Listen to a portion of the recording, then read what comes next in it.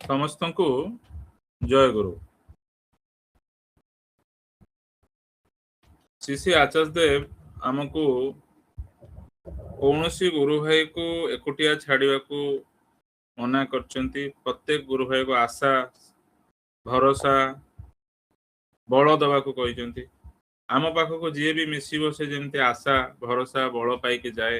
ଶ୍ରୀ ଶ୍ରୀ ଠାକୁରଙ୍କୁ ସେ ଏପରି ଭାବରେ ଧରିବ ଜୀବନରେ ଯେମିତି ଅସୁବିଧା ପରିସ୍ଥିତିରେ କାହାକୁ ଠାକୁରଙ୍କୁ ଛାଡି ନ ଦଉ। ତାର ଏଭଳି ଧରିକି ଚାଲିବା ହବା ଉଚିତ ଯେପରି ପରିବେଶରେ ତାକୁ ଦେଖି ଶ୍ରୀ ଶ୍ରୀ ଠାକୁରଙ୍କ ପ୍ରତି ସମ୍ମାନ ଆଦର ତିଆରି ହୁଏ। ଏଇ ଟାଇପର ଚଳିବାର ଅଛି। ଗୋଟେ ଆନ୍ତରିକତାର ଭାବ ନେଇ ଚଳିବାର ଅଛି। ନିଜେ ବି ସେଇ ଟାଇପର ଚଳି ଶ୍ରୀ ଶ୍ରୀ ଠାକୁରଙ୍କ ବିଧାନ ଭାବଧାରାରେ ଠିଆ ହୋଇ ନିଜ ପରିବାରକୁ ଉପକୃତ କରି ନିଜେ ବି ସେଇ ଟାଇପର ଚଳି ନିଜର ବ୍ୟକ୍ତିଗତ ଜୀବନରେ ସେଇ ଟାଇପର ଚରିତ୍ର ଆଣି ଏଭଳିଆ ସୃଷ୍ଟି କରିବା ଦରକାର ଯେମିତିକି ପରିବେଶରେ ଆମକୁ ଦବା ପାଇଁ କିଛି ଦବାର କିଛି ଚରିତ୍ର ଦେଇପାରିବାର କିଛି ଭାବ ରହୁଥିବ। ନିଜେ ନକରି ଅନ୍ୟମାନଙ୍କ ପାଇଁ କରିବା ପାଇଁ ବ୍ୟସ୍ତ ହେଇ ଅନ୍ୟମାନଙ୍କୁ କରି ନପାରି ନିଜର ହତାଶା ଅନ୍ୟର ହତାଶାକୁ ନେଇ ଠାକୁରଙ୍କ ପ୍ରତିଷ୍ଠାକୁ ବିଘ୍ନ କରି ଯୋଉ ଟାଇପର ଆମେ ଚାଲୁଥିଲୁ ପୂର୍ବରୁ ସେଥିରେ କିଛି ଗଢି ହଉନଥିଲା। ଶ୍ରୀ ଶ୍ରୀ ଆଚାର୍ଯ୍ୟ ଦେବଙ୍କୁ ମାନି ତାଙ୍କ କଥାକୁ ମାନେ କାର୍ଯ୍ୟରେ ପରିଣତ କରିବାକୁ ଯାଇ ନିଜ ବ୍ୟକ୍ତି ଜୀବନରେ ନାନ୍ଧ୍ୟାନଟାକୁ ବଢେଇ ଆସ୍ତେ ଆସ୍ତେ ପ୍ରତ୍ୟେକ ସତ୍ସଙ୍ଗୀ ଯୋଉମାନେ ଆମ ସହିତ ପରିଚିତ ତାଙ୍କୁ ପୋଷଣ ଦେବାକୁ ଚେଷ୍ଟା କରି ତାଙ୍କ ଭିତରେ ନାମଧ୍ୟାନ କରାଇ ଗୋଟେ ବିସ୍ତୃତ ବହୁତ ଦିନ ଧରି ଲାଗି ରହିବା ଭାବରେ କିଛି ଜୀବନରେ ଘଟିଛି, କିଛି ଜୀବନରେ ଚେଞ୍ଜେସ୍ ଆସିଛି। ଗୋଟେ ବିଶ୍ୱାସ ଜନ୍ମିଛି ଯେ ହଁ ଯୋଉ ପଥ ଦେଇକି କରାଯାଉଛି ତା ଫଳ ଦଉଛି ନିଜ ବ୍ୟକ୍ତିଗତ ଜୀବନରେ ପାରିବାରିକ ଜୀବନରେ ଏବଂ ଯୋଉମାନଙ୍କୁ ବି କରାଯାଉଛି ତାଙ୍କ ଜୀବନରେ ସେମାନେ ଦୃଢ ହଉଛନ୍ତି ଠାକୁରଙ୍କ ଉପରେ ଭାରି ଖୁସି ହଉଛନ୍ତି। ବହୁତ ଦିନ ଧରି ଦୀକ୍ଷା ନେଇବା ସତ୍ତ୍ୱେ ବି ସେମାନେ ସେ ଜିନିଷ ପାଇନଥିଲେ ଯାହା ସେ ପାଇଛନ୍ତି। ଆଉ ପାଇବା ପରେ ତାଙ୍କ ମନ ଭିତରେ ଗୋଟେ ଦୃଢତା ଆସିଛି ଏବଂ ସେମାନେ ଖୁସି ହଉଛନ୍ତି। ତ ଆଜି ଚାଲନ୍ତୁ ବିଜୟ ଭାଇଙ୍କଠୁ ଆରମ୍ଭ କରିବା। ସେ ବିଜୟ ଭାଇ ବ୍ୟକ୍ତି ଜୀବନରେ ଠାକୁରଙ୍କୁ ନେଇକି ଭାରି ଭଲ ପାଆନ୍ତି, କିନ୍ତୁ ପୋଷଣ କ୍ଷେତ୍ରରେ ତାଙ୍କୁ ସୁବିଧା ହୁଏନି। ମେ ବି ସେଇଭଳିଆ ଅଭ୍ୟସ୍ତ ନୁହନ୍ତି କି ସେଇଭଳିଆ ଭାବରେ ନିଜକୁ ଗଠନ କରିନଥିଲେ କି ତାଙ୍କୁ ବାଧା ଆସିଲେ ହୁଏତ ନିଜକୁ ମନଟାକୁ ଦବି ଯାଉଥିବ।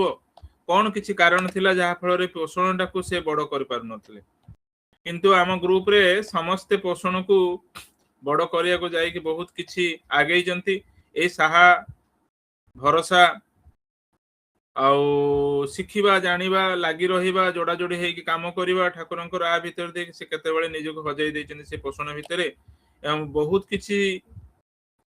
ବହୁତ ଦିନ ହେଲା ମୁଁ ଦେଖୁଛି ତାଙ୍କ ପୋଷଣ ବହୁତ ଭଲ ଭାବରେ ଚାଲିଛି ଏବଂ କିପରି ସେ ନିଜକୁ ସେ ମାନେ ଦୁନିଆକୁ ଆଣିଲେ ଯୋଉଟା ସେ କରିପାରୁନଥିଲେ ଏବଂ କଲା ପରେ ତାଙ୍କ ଜୀବନରେ କେମିତି ଘଟଣା ଘଟିଛି ଯୋଉ ଗୁଡିକ ସେ ଉପକୃତ ଏବଂ ଯୋଉମାନଙ୍କୁ ସବୁ ପୋଷଣ ଦେଇଛନ୍ତି ତାଙ୍କ ଜୀବନରେ ସେ କେତେ କଣ ଉପକୃତ କରିଛନ୍ତି। ତାଙ୍କ ଜୀବନରେ ସେ କିପରି ଯୋଉମାନଙ୍କୁ ପୋଷଣ ଦଉଛନ୍ତି ସେମାନେ କେମିତି ଖୁସି ଅଛନ୍ତି, ସେମାନେ ଠାକୁରଙ୍କୁ ନେଇ କିପରି ବଡ ହେଇଛନ୍ତି, ତାର ପ୍ରଭାବରେ ନାନ୍ଧ୍ୟାନ କିପରି ବଦଳିଛି, ତାର ପ୍ରଭାବରେ ଯାଜନ କେମିତି ରେଗୁଲାର ହେଇଛି, ତାଙ୍କ ଘର ପରିବାର ଭିତରେ ଠାକୁର କେମିତି ପ୍ରତିଷ୍ଠିତ ହେଇଛନ୍ତି।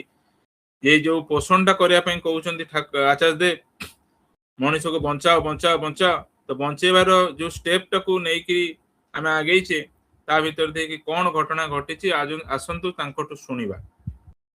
ବିଜୟ ଭାଇ ଜୟଗୁରୁ।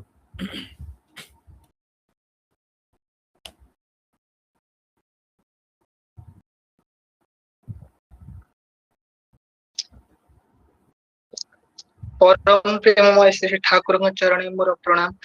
माँ जगत जननी श्री श्री बड़मा चरण मोर प्रणाम। पूज्यपाद पितृदेव श्री श्री बरदांग चरण मोर प्रणाम। परम पूज्यपाद श्री श्री आचार्य देव चरण मोर प्रणाम। इष्ट परिवार समस्त चरण मोर प्रणाम। जो मीटिंग द्वारा जोड़ी होइतबा समस्त गुरु भाई एवं माँ मानक मोर आंतरिक राय एवं जयगिरी। ଆଉ ଆଜି ଯୋଉ ଟପିକ ଯେ ପରିବେଶରେ ସତ୍ସଙ୍ଗୀ ମାନଙ୍କ ଭିତରେ ଠାକୁରଙ୍କ ଭାବଧାରାର ପୋଷଣ କିପରି ବ୍ୟକ୍ତିଗତ ଯାଜନ କୁ ମଜବୁତ କରିବା ସହିତ କର୍ମଫଳକୁ ନିୟନ୍ତ୍ରଣ କରିବା, এই ଟପିକ ଉପରେ ମୋର ଯୋଉ ଯାହା ଅନୁଭବ ତାହା ହିଁ ରଖିବାକୁ ଯାଉଛି। 2004 ମସିହାରେ ଅକ୍ଟୋବର ମାସରେ ମୁଁ ଦୀକ୍ଷା ନିଏ। ଓମଫେଡରେ ଆପ୍ରେଣ୍ଟିସ କରୁଥିବା ସମୟରେ ବାଲେଶ୍ୱରରେ ଥାଏ। ସେ ସମୟରେ ଜଣେ ଓମଫେଡରେ ମାର୍କେଟିଂ ମ୍ୟାନେଜର ସେ ଆମକୁ ଦୀକ୍ଷା ଦିବସରେ ନେଇ ଦୀକ୍ଷା ଦିଅନ୍ତି। ଆଗରୁ ମୁଁ ପିଲାବେଳୁ ମୋର ଅଭ୍ୟାସ ଥାଏ ଟିକେ ଧ୍ୟାନ କରିବା, ଆଗରୁ ଭଗବତ ଗୀତା ପଢିବା, ଏସବୁ ମୋର ବହୁତ ଆଗରୁ ଅଭ୍ୟାସ ଥାଏ। ଆଉ ଆଉ ଯୋଉଠି ଯୋଉଟା ଭଲ ଜିନିଷ ଶୁଣେ ମୁଁ ପ୍ରଥମେ ଆଗ ଅଭ୍ୟାସ କରିବା ପାଇଁ ଚେଷ୍ଟା କରେ ମୋ ଜୀବନରେ। ଏଟା ମୋର ପିଲାଦିନୁ ହିଁ ଅଭ୍ୟାସ ଥାଏ। ଆଉ ପିଲାଦିନଟା ବହୁତ କଷ୍ଟରେ ବିତିଥାଏ। ଆଉ ଯେତେବେଳେ ମୁଁ ଠାକୁରଙ୍କର ସତ୍ମନ୍ତ୍ର ନେଲି ଆଉ ଚକ୍ରଭଟରେ ମତେ ଋତିକ ଦାଦା ଧ୍ୟାନ କରାଇଲେ, ମତେ ଟିକେ ଅଲଗା ଫିଲ୍ ହେଲା। ଆଉ ମତେ ଭାରି ଆଗ୍ରହ ଲାଗିଲା ନାମ ଧ୍ୟାନ କରିବା ପାଇଁ। ଆଉ ସେବେଠାରୁ ଆସି ଦୀକ୍ଷା ନବା ଠାରୁ ଇନିସିଆଲ ଷ୍ଟେଜରୁ ମୋର କୌଣସି ଦିନ ଇଷ୍ଟବୃତ୍ତି ବନ୍ଦ କରିନି।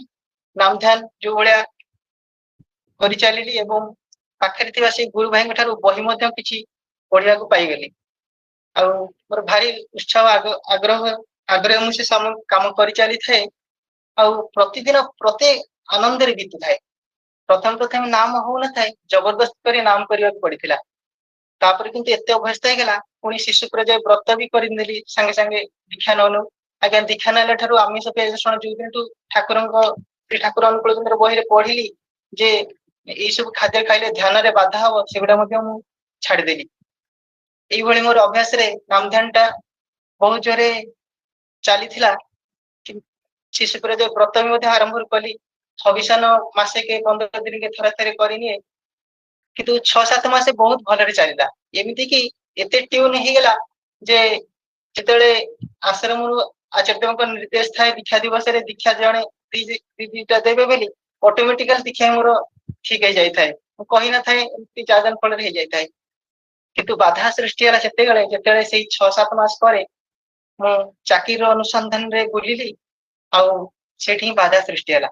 ଆଉ ଯୋଉ ନାମଧାନ ମୁଁ 6 ମାସେ ଏଭଳି କରୁଥିଲି, ସେଠି ଆଉ ନାମଧାନ କରିବାକୁ ହିଁ ଭୁଲିଗଲି।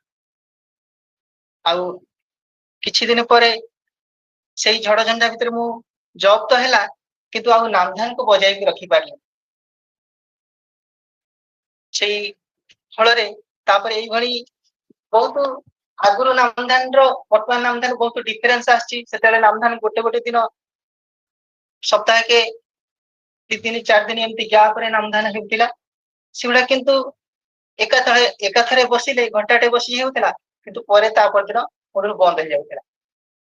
ଆଉ ସେଇଟା ଦ୍ଵାରା ପରିବେଶ କିନ୍ତୁ ଆଫେକ୍ଟ ହେଇନଥିଲା। ଯେବେ ପାଢୀ ଭାଇଙ୍କ ସାଙ୍ଗରେ ମିଶିଲେ, ପାଢୀ ଭାଇ ପ୍ରଥମେ ଯୋଉ ଭଳିଆ ସେ କହିଥିଲେ, ବହି ପ୍ରଥମେ ଆମ ଘରକୁ ଥରେ ଆସିଥିଲେ। ଆଉ ସେ ପୋଷଣ କଥା ମଣିଷ କାହିଁକି ମୋ ପାଖରେ ମତେ କୋଶ୍ଚିନ୍ କରିଥିଲେ। ମୁଁ କିନ୍ତୁ ସେତେବେଳେ ଜାଣିପାରିନଥିଲି, ଏଇ ସବୁ କାମଟା ଭାରି କଷ୍ଟ ଲାଗିଥିଲା। ମୁଁ କହିଲି ମୁଁ ତ ଠାକୁରଙ୍କ ଦୀକ୍ଷା ନେଇଛି, ନାମ ଧ୍ୟାନ ତ ବେଳେ ବେଳେ କରୁଛି, ଆଉ ପୁଣି ସତ୍ସଙ୍ଗ ତ ଯାଉଛି, ପୁଣି ଲୋକକୁ କେମିତି ପୋଷଣ ଦିଆଯିବ, ଏ ଜିନିଷ ମାନେ ମୁଣ୍ଡରେ କଦାପି ପଶି ନଥିଲା। କିନ୍ତୁ ଯେତେବେଳେ ଏଇ 6 ମାସ ରିସେଣ୍ଟ କଥା କହୁଛି, ଯେ ସେତେବେଳେ ପାଢୀ ଭାଇ ମତେ ବହୁତ ଚାପ ପକେଇଥିଲେ, ତମେ ପୋଷଣ ଦଉନ, ତମେ ଗ୍ରୁପର ଆକ୍ଟିଭିଟିରେ ନିଜକୁ ଦୂରେଇ ନବ। ତ ସେତେବେଳେ ମୁଁ ଭାବିଲି କଣ କରିବି, ଡ୍ୟୁଟିର ଚାପ ଏଇଭଳି, ତା ଭିତରେ ମାନେ ଆମ ଜୀବନରେ ଆଜି ସକାଳେ ଘରେ ଅଛୁ ତ କାଲି ସକାଳେ ଆଉ କୋଉଠି ବାହାରିଥାଉ। କିନ୍ତୁ ସେମିତି କିଛି ନାହିଁ ଯେ ସବୁଦିନ ନାମଧାନ ରେଗୁଲାରଲି କରିବା ପାଇଁ। କିନ୍ତୁ ତଥାପି ମୁଁ ଭଲ ଜିନିଷ ଯେହେତୁ ଯୋଉଟା ଭଲ ଲାଗେ ମୁଁ ସେଟାକୁ ଅଭ୍ୟାସ କରିବାକୁ ଚେଷ୍ଟା କରେ। ଚେଷ୍ଟା ଟିକେ ଟିକେ ଆରମ୍ଭ କଲି, ଆଉ ନାମଧାନ ବଢେଇବା ପାଇଁ ଚେଷ୍ଟା କଲି। ସେଇ ନାମଧାନ ଟିକେ ଟିକେ ସେଟାରୁ ବେଷ୍ଟ ଭାଇଟାଲ ପଏଣ୍ଟ ହଉଛି ତା ଭିତରେ ନାମଧାନ ଚିନ୍ତା। ଏଇଟା ଗଲା ନାମଧାନ ଚିନ୍ତାଟା ଏପଟ ସେପଟ ହେଇକରେ ସେ ନାମଧାନ ହିଁ ହବନି। ଆଗରୁ ନାମଧାନ ହଉଥିଲା, ଯେତେବେଳେ କାହା ଉପରେ କେବେ ରାଗ ଥିଲା, ସେ ରାଗ କଥା ହିଁ ମନେ ପଡୁଥିଲା, ଚିଡଚିଡା ସ୍ୱଭାବଟା ବଢି ଯାଉଥିଲା, ଆଉ ସେଇ ଖରାପ ଗୁଣ ହିଁ ଭିତରେ ବଢି ଯାଉଥିଲା। ଜଣେ ଜଣେ ମୁଁ ସେ କଥା ବେଳେ ବେଳେ ଭାବେ, ଯୋଉ ବି ଗୁରୁ ଭାଇ ଅଧଘଣ୍ଟା ଘଣ୍ଟେ ନାମ ଧ୍ୟାନରେ ବସନ୍ତି ଆଉ ସେଠି ଯଦି ତାଙ୍କର ଭାବନା ଠିକ ନଥାଏ, ସେ ନାମ ଧ୍ୟାନର କୁପ୍ରଭାବ ମଧ୍ୟ ଜୀବନରେ ପଡେ। ଆଉ ଖାଲି ନିଜ ପରିବାରରେ ପଡେ, ପରିବେଶରେ ମଧ୍ୟ ପଡେ।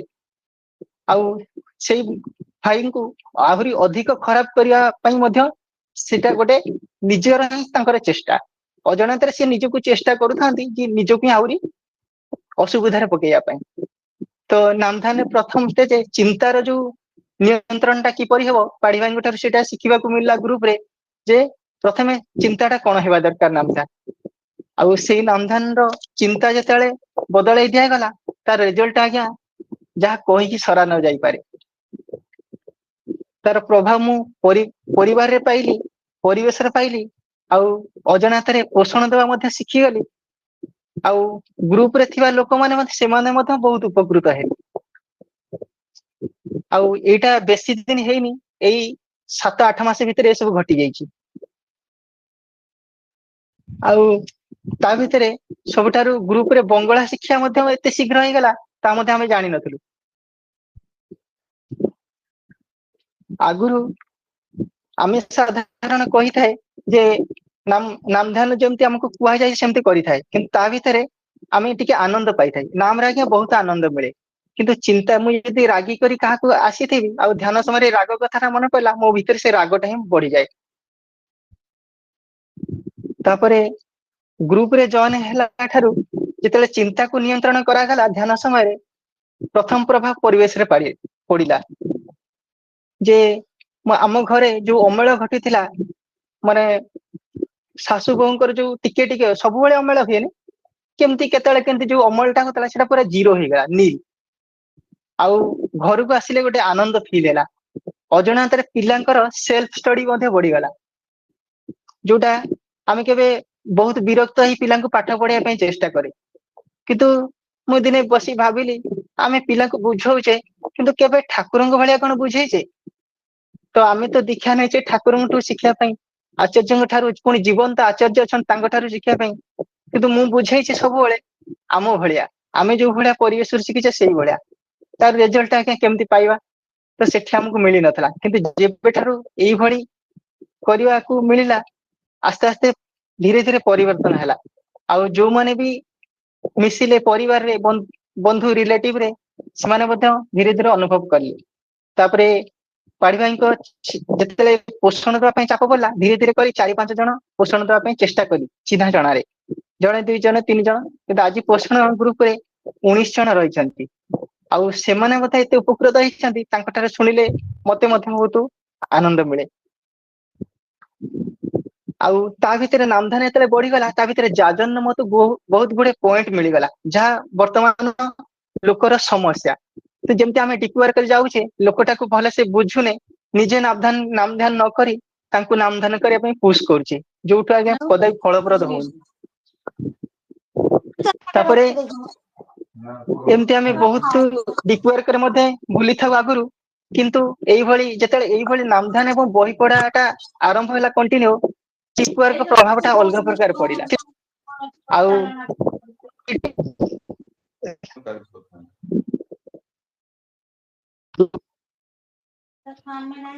ଗ୍ରୁପରେ ଜଣେ ବ୍ୟକ୍ତି ଯେ 10 ମିନିଟ କରି ନାମ ଧ୍ୟାନ ଆଗରୁ କରିବା ପାଇଁ ମଧ୍ୟ ଏତେ ବସି ପାରୁନଥିଲେ, ସିଏ କିନ୍ତୁ ଆଜି ମୁଁ ଯଦି ଘଣ୍ଟେ ନାମ ଧ୍ୟାନ କରେ, ତାଙ୍କର ନାମ ଧ୍ୟାନ ମଧ୍ୟ ଘଣ୍ଟାଟେ ପାଖାପାଖି ହୁଏ। ଆଉ ସେ ଭାଇ ରିସେଣ୍ଟଲି ଗୋଟେ ଜବ ରେ ସିଲେକ୍ଟେଡ ହୋଇଛନ୍ତି। ଆଉ ଶୁଣିକି ବହୁତ ଖୁସି ଲାଗିଲା, ସେ ତାଙ୍କ ଆଡୁ କହିଲେ ଯେ ନାମଧାନରେ ଏତେ ଶକ୍ତି ମୁଁ କେବେ ବୁଝିନଥିଲି। ଆଉ ମୁଁ କହିଲି ନାମଧାନ ଶକ୍ତି ସେତେବେଳେ ମିଶିବ ଯେତେବେଳେ ନାମଧାନର ଚିନ୍ତାଟାକୁ ଠିକ ସେ ନିୟନ୍ତ୍ରଣ କରାଯିବ। ଆଉ ନାମଧାନରେ ଚିନ୍ତା ଯଦି ନିୟନ୍ତ୍ରଣ ନ ହେଲା, ସବୁ କିଛି ଗଡବଡ ହେଇଯିବ। ଯୋଉଟା ଭଲ କରିବାକୁ ଯାଇ ତାହା ଏତେ ଖରାପ ହେଇଯିବ, ଆମେ କେବେ ବୁଝି ପାରିବାନି।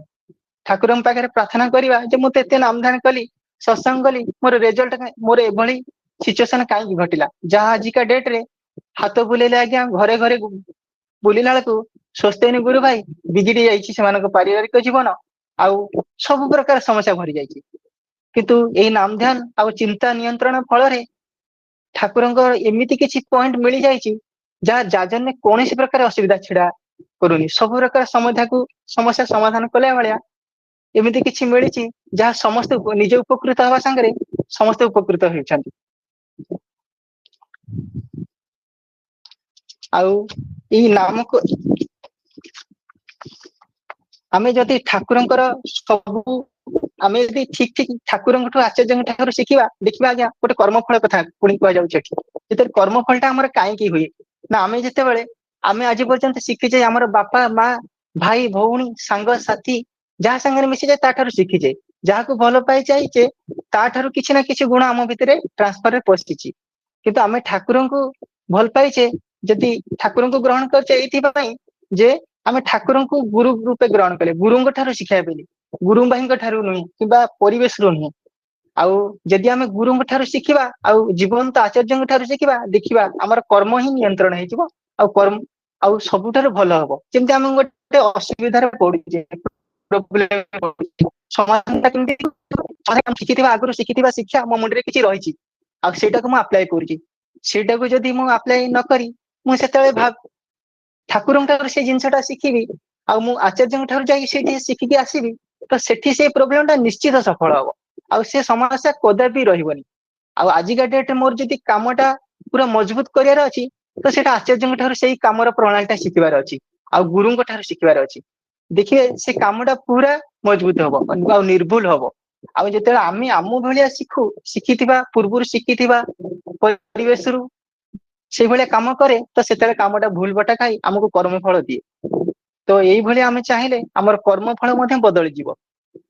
ଆଉ ଆଉ ଗୋଟେ କଥା ମନେ ପଡୁଛି, ଆମେ ଯେତେବେଳେ ଆଶ୍ରମ ଯାଏ ଆଚାର୍ଯ୍ୟଙ୍କ ଜୀବନ ଚଳଣି ଟିକେ ନଜର କରେନି। ମୁଁ ଆର ବର୍ଷ ଯେତେବେଳେ ଯାଇଥିଲି, ଆମେ ସିନା କହୁଛେ ଆଚରଣଶୀଳ ଆଚାର୍ଯ୍ୟ, କିନ୍ତୁ ତାଙ୍କ ଠାରୁ ଶୁଣିକି ଆସେ କିଛି ମାନେନି। ଠାକୁର କହିଲେ ଗୁରୁ ଭାଇର ଆଚାର୍ଯ୍ୟଦେବ କହୁଛନ୍ତି ଗୁରୁ ଭାଇର ନିନ୍ଦା ମାନେ ଗୁରୁଙ୍କର ନିନ୍ଦା। ମୁଁ ସେଇ ସବୁ ପଏଣ୍ଟ ଲେଖିକି ଆଣିଥିଲି, ଗ୍ରୁପରେ ମଧ୍ୟ ଛାଡିଥିଲି। ବହୁତ ମାନେ ଯୋଉ ସବୁ କଥା ଆଚାର୍ଯ୍ୟଦେବ କହୁଛନ୍ତି ତା ବହୁତ ମୂଲ୍ୟବାନ। ଆଉ ସେଗୁଟା ମାନିଲେ ଗୋଟେ ଲୋକ ଯେମିତି ହେଲେ ତାଙ୍କ ଠାରୁ ଯିବା ମାନେ ବସିବା, ତାଙ୍କର ଆଚରଣ ସେଇଠି ଭାବ ଭଙ୍ଗୀ ଏମିତି, ଯେତେବେଳେ ସିଏ ଗୋଟେ ପିଲାଟାକୁ ବୁଝେଇ ଦଉଛନ୍ତି ପିଲାଟା ବୁଝି ଯାଉଛି। ହୁଏତ ଆମେ ନିଜ ପିଲାକୁ ବୁଝାଉଛେ ବୁଝେଇ ପାରୁନେ, ତାର କାରଣ ହଉଛି କି ଆମେ ତାଙ୍କ ଭଳି କରୁନେ। ତ ତାଙ୍କ ଠାରୁ ଶିଖିବା ପାଇଁ ଯାଉଛେ କିନ୍ତୁ ଆଶ୍ରମରେ ବୁଲି ବୁଲି ପଳେଇ ଆସୁଛେ, କହୁଛେ ବହୁତ ଆନନ୍ଦ। ଆଉ ଏଇ ସବୁ ଜିନିଷ ଯଦି ବଦଳେଇ ଦିଆଯାଏ, ତାହେଲେ ବହୁତ କିଛି ଜୀବନରେ ଉନ୍ନତ ହୁଏ। ଆମେ ଯେତେବେଳେ ନୀତିର ଗୋଟେ ବ୍ରତର ଗୋଟେ ନୀତି ଅଛି ଯେ ମଣିଷ ଆସିବା ମାତ୍ରେ ତାକୁ ଯଥାସମତ ସାହସ କରି ଅବିଳମ୍ବେ ବାସ୍ତବରେ ପରିଣତ କରିବା। ଆଉ ଗୋଟେ ନିୟମ ରହୁଛି, ପାରିପାର୍ଶ୍ୱିକକୁ ନିଜର ବଞ୍ଚିବା ବଢିଆ ମନେ କରିକି ତାଙ୍କୁ ଦିନକୁ ଦିନ ଉନ୍ନତ କରି ତୋଳିବା। ତ ଏଇ ଯୋଉ ପୋଷଣ ଆମେ ନଦବା, ଏଇଟା ଆଜ୍ଞା ବହୁତ ଦିନ 2008ରେ ନେଇଥିଲି ମୁଁ ଏଇ ନିୟମଟା ମୁଁ କଦାପି ପାଳିବା ପାଇଁ ଚେଷ୍ଟା ହିଁ କରିନି। କିନ୍ତୁ ଗ୍ରୁପରେ ଜଏନ କରିବା ପରେ ଏ ପାଡି ଭାଇଙ୍କ ସାଙ୍ଗରେ ମିଶିବା ଫଳରେ ଏବେ ହିଁ ବୁଝିପାରୁଛି ଏ ନିୟମଟା କେତେ ମୂଲ୍ୟବାନ। କାହିଁକିନା ପୁଣି ଆଚାର୍ଯ୍ୟଦେବ କହୁଛନ୍ତି ସାମାଜିକ ସଦାଚାର, ଏ ସାମାଜିକ ସଦାଚାରଟା ଠିକ ରଖିବା ପାଇଁ ହେଲେ ଏଇଟା ହିଁ ନିହାତି ଦରକାର, ପାରିପାର୍ଶ୍ୱିକ ଜୀବନ ବୃଦ୍ଧି ଚଳନରେ ଉନ୍ନତ କରି ତୋଳିବା ପାଇଁ। ଆଉ ଯୋଉଟା ଆଜି ବାସ୍ତବ ଭାବରେ ହେଇଛି, ଆଉ ବହୁତ ଆନନ୍ଦ ଲାଗୁଛି। ଆଉ ଯେତେବେଳେ ଏଇ ଗ୍ରୁପରେ ପୋଷଣ ଗ୍ରୁପରେ ଏମିତି ଜଣେ ମା ଅଛନ୍ତି ଯେ ତାଙ୍କର ବହୁତ କିଛି ଅସୁବିଧା ହେଇଥିଲା, ଆଉ ତାଙ୍କର ଏଇ ଠାକୁରଙ୍କ ବହି ପଢିବା ନାମ ଧ୍ୟାନ ସମୟରେ କରିବା ଫଳରେ ତାଙ୍କର ଜୀବନଟା ଏମିତି ବଦଳେଇଛି, ତାଙ୍କୁ ନ ଦେଖିଲେ ବିଶ୍ୱାସ କରାଯିବନି। ଆଉ ଜଣେ ଜଣେ କୁହନ୍ତି ତାଙ୍କର ପରିବାର ଉପରେ ଖୁବ ପ୍ରଭାବ ପଡେ। ଯୋଉ ଘରେ ସେମାନେ ଆଗରୁ ଆମିଷ ଖାଉଥିଲେ, ଆଉ ଏବେ ସେମାନେ ବାପା ମା ଭାଇ ସେମାନେ ମଧ୍ୟ ନାମ ଧ୍ୟାନ କରୁଛନ୍ତି, ଆଉ ଆମିଷ ଖାଇବା ପାଇଁ ଘରକୁ ପୁରେଇ ଦଉନାହାନ୍ତି। ଆଉ ଘରେ ବସିବା ଯୋଉ ଡିପୱାର୍କରେ ବୁଲିବା ପାଇଁ ନିଜକୁ ଡର ଲାଗୁଥିଲା, ଏବେ ଡିପୱାର୍କ କହିଲେ ଆଉ କିଛି ଭୟ ହିଁ ରହିନି, ଚାଲନ୍ତୁ ଯିବା। ଆଉ ଯେମିତି ବି ସମସ୍ୟା ଆସୁ ତାକୁ ଠାକୁରଙ୍କ ଦୟାରେ ମାନେ ତାଙ୍କୁ ବୁଝେଇବା ଲୋକଙ୍କୁ, ଏଇଟା ଗୋଟେ ଉତ୍ସାହରେ ପରିଣତ ହେଇଯାଇଛି। ଆଉ ଏଇ କାମ ଆଉ ଆମ ଘରେ ଆଜ୍ଞା ମୁଁ ଯେତେବେଳେ ବହି ପଢୁଥିଲି, ପ୍ରଥମେ ବୁଝେଇ ଲେଖୁଥିଲି ଏକୁଟିଆ ପଢୁଥିଲି। ମୋ ଠାରୁ ମୋର ମିସେସ କହିଲେ ମୁଁ ଲେଖିବି, ତମେ କିଛି ଦିନ ମୁଁ ଏଇ ଜିନିଷ କରିବା ପରେ ମିସେସ ମଧ୍ୟ ବହି ଲେଖି ପଢିବା ଆରମ୍ଭ କଲା। ଆଜ୍ଞା ତାପରେ ମୋର ମାଙ୍କୁ 66 ବର୍ଷ, ସେ ମଧ୍ୟ ପଢି ଲେଖିବା ଆରମ୍ଭ କରିଦେଲେ।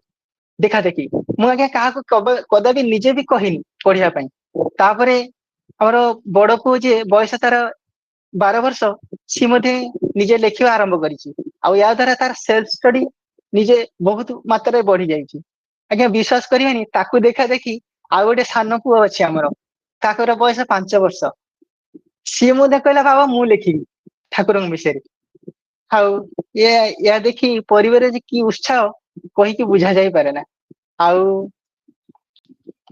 आउ विशेष कर कौन कहि किंतु प्रत्येक गुरु भाई तार परिवेश रो दायित्व नेवा दरकार यदि परिवेश नष्ट हो जाए आउ ताहले आमे काहाकू नै सत्संग करिवा आमे यदि सबले सत्संग रे मजी रहिबा आउ परिवेश रो दायित्व ठीक से न नेवा आउ ताहले से क्षेत्र रे आमे परिवेश के हरैबा आउ किछि दिन पळे सत्संग रे बसिया पई किछि लोक आमे कोउठ पाइबा आउ बेसिकरी लोक माने डरंती जे की काले अर्घ्य मागि नबो जणे महाबे कहउतिले ए ग्रुप रे जॉइन करे कहले किछि अर्घ्य मागु नाहन तो आउ जणे मा तां कहउछंती अर्घ्य किछि न नांती से आपनको भलो करिया पे आपनको बड़ करिया पे चेष्टा करिवे आउ जोटा से तांकर एटा तांकर निजे ही करि चालुछंती प्रतिदिन आउ आमे एठु बुझि नेबा दरकार जे ठाकुर हमर मनीष लोभी थिले आमे जदि ठाकुर थारु एई गुणटा न आनिले ताले आमे परिवेश को बंचिया भारी मुश्किल तेनकरी ठाकुर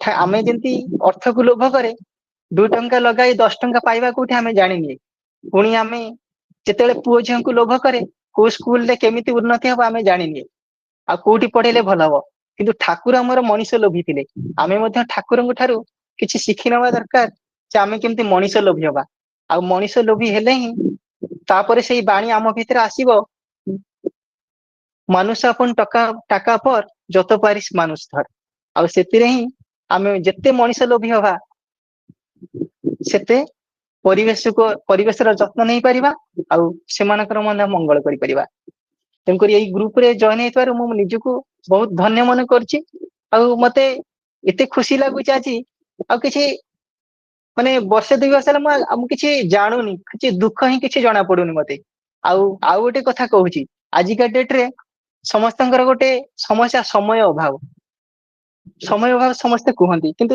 एक्चुअली को समय अभाव जड़े यदि निष्ठा सहकारे इष्टवृत्ति करे तार अर्थ अभाव दूर हुए आउ सेई अर्थ अभावटा केमिति दूर हैला ना ठाकुर को से अर्थ रूप अर्पण कला अर्घ्य परिश्रम तार अर्थ अभाव दूर हुए आउ ठीक सेमती से ठाकुर को समय अर्पण करिवो समय देव तार समय अभाव कदा भी रहिबन एडा आज्ञा मु परीक्षा करी देखिछि निज लाइफ रे आउ केतो जन कहि मते सेमाने माने करिसंती पुनी सेई एठी प्रश्न उठे से समयटा मु ठाकुर को को काम रे देबी यदि सत्संग जाए तो 1.5 घंटा 2 घंटा सेठी जाए सेटा कोन समय देबा हला पुनी यदि मंदिर काम रे करी सेटा कोन समय देबा हला पुनी यदि डीपी वर्क गली सेटा कोन समय देबा हला नाही आज्ञा सेई जो समयटा नामधान रे देबी यदि मु पुनी सेई जो समयटा देबी 30 मिनिट किबा घंटाटे यदि 60 मिनिट देली किबा 30 मिनिट देली से 30 मिनिट रो काढी नेबिनी काहे ना इष्टवृत्ति हमें कम करूने यदि हमें 5 टंका 10 टंका करी इष्टवृत्ति करूचे ताठारु कदापि हमें कम करूने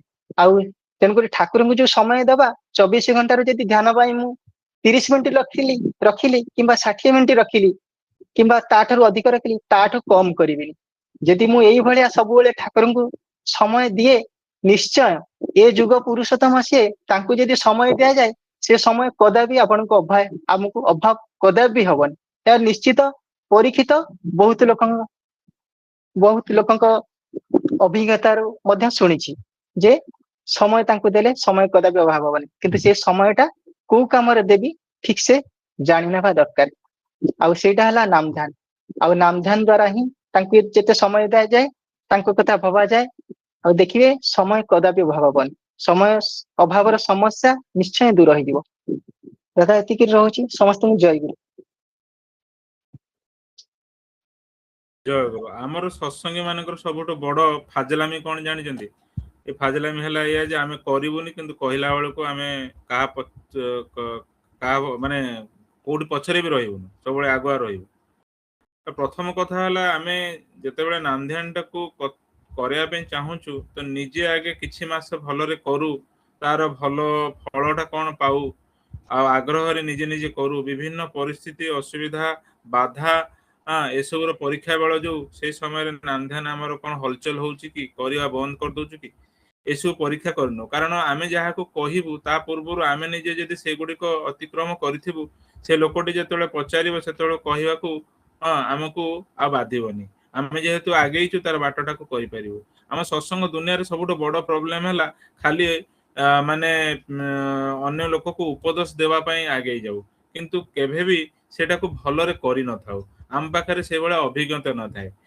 हला सेथिपाई कौन हुए ना अन्य को भरोसा दे पारुना तेणु प्रथम कथा है जे आम निज व्यक्तिगत जीवन में आमर निजर साधनाटा को ठीक रखा पड़ो आचार्य से कथाटा को सब कहती व्यक्तिगत साधनाटा को हजई दे सामूहिक साधना खोजिले हेनी डीपी वर्कटा है सामूहिक साधना किंतु निजर साधनाटे बहुत एलोमेल रही बहुत एलोमेल रही आम क्षमा कर दौचु ताको आमे कई कहले शुणिया को चाहूनु कि आमे किसी खामखियाली भाव नहीं रोचु कि एड़े दौचु किंतु अन्य प्रति कला बेलू को हाँ आचार्य देव कहते अविंदा कहते एगुड़ी सब फाजलामी ये जिते पर्यंत ये फाजलामी निज जीवन रे अवनति न आनी से पर्यंत मनुष्य बुझीबनी है आमे कहवा कथा है जे गोटे मनुष्यर मनटा को शांत कर मनुष्य व्यवहार टाक ठीक कर मनुष्य चरित्र को ठीक आण प्रथम स्टेप है जे आगे से नाम ध्यान बसु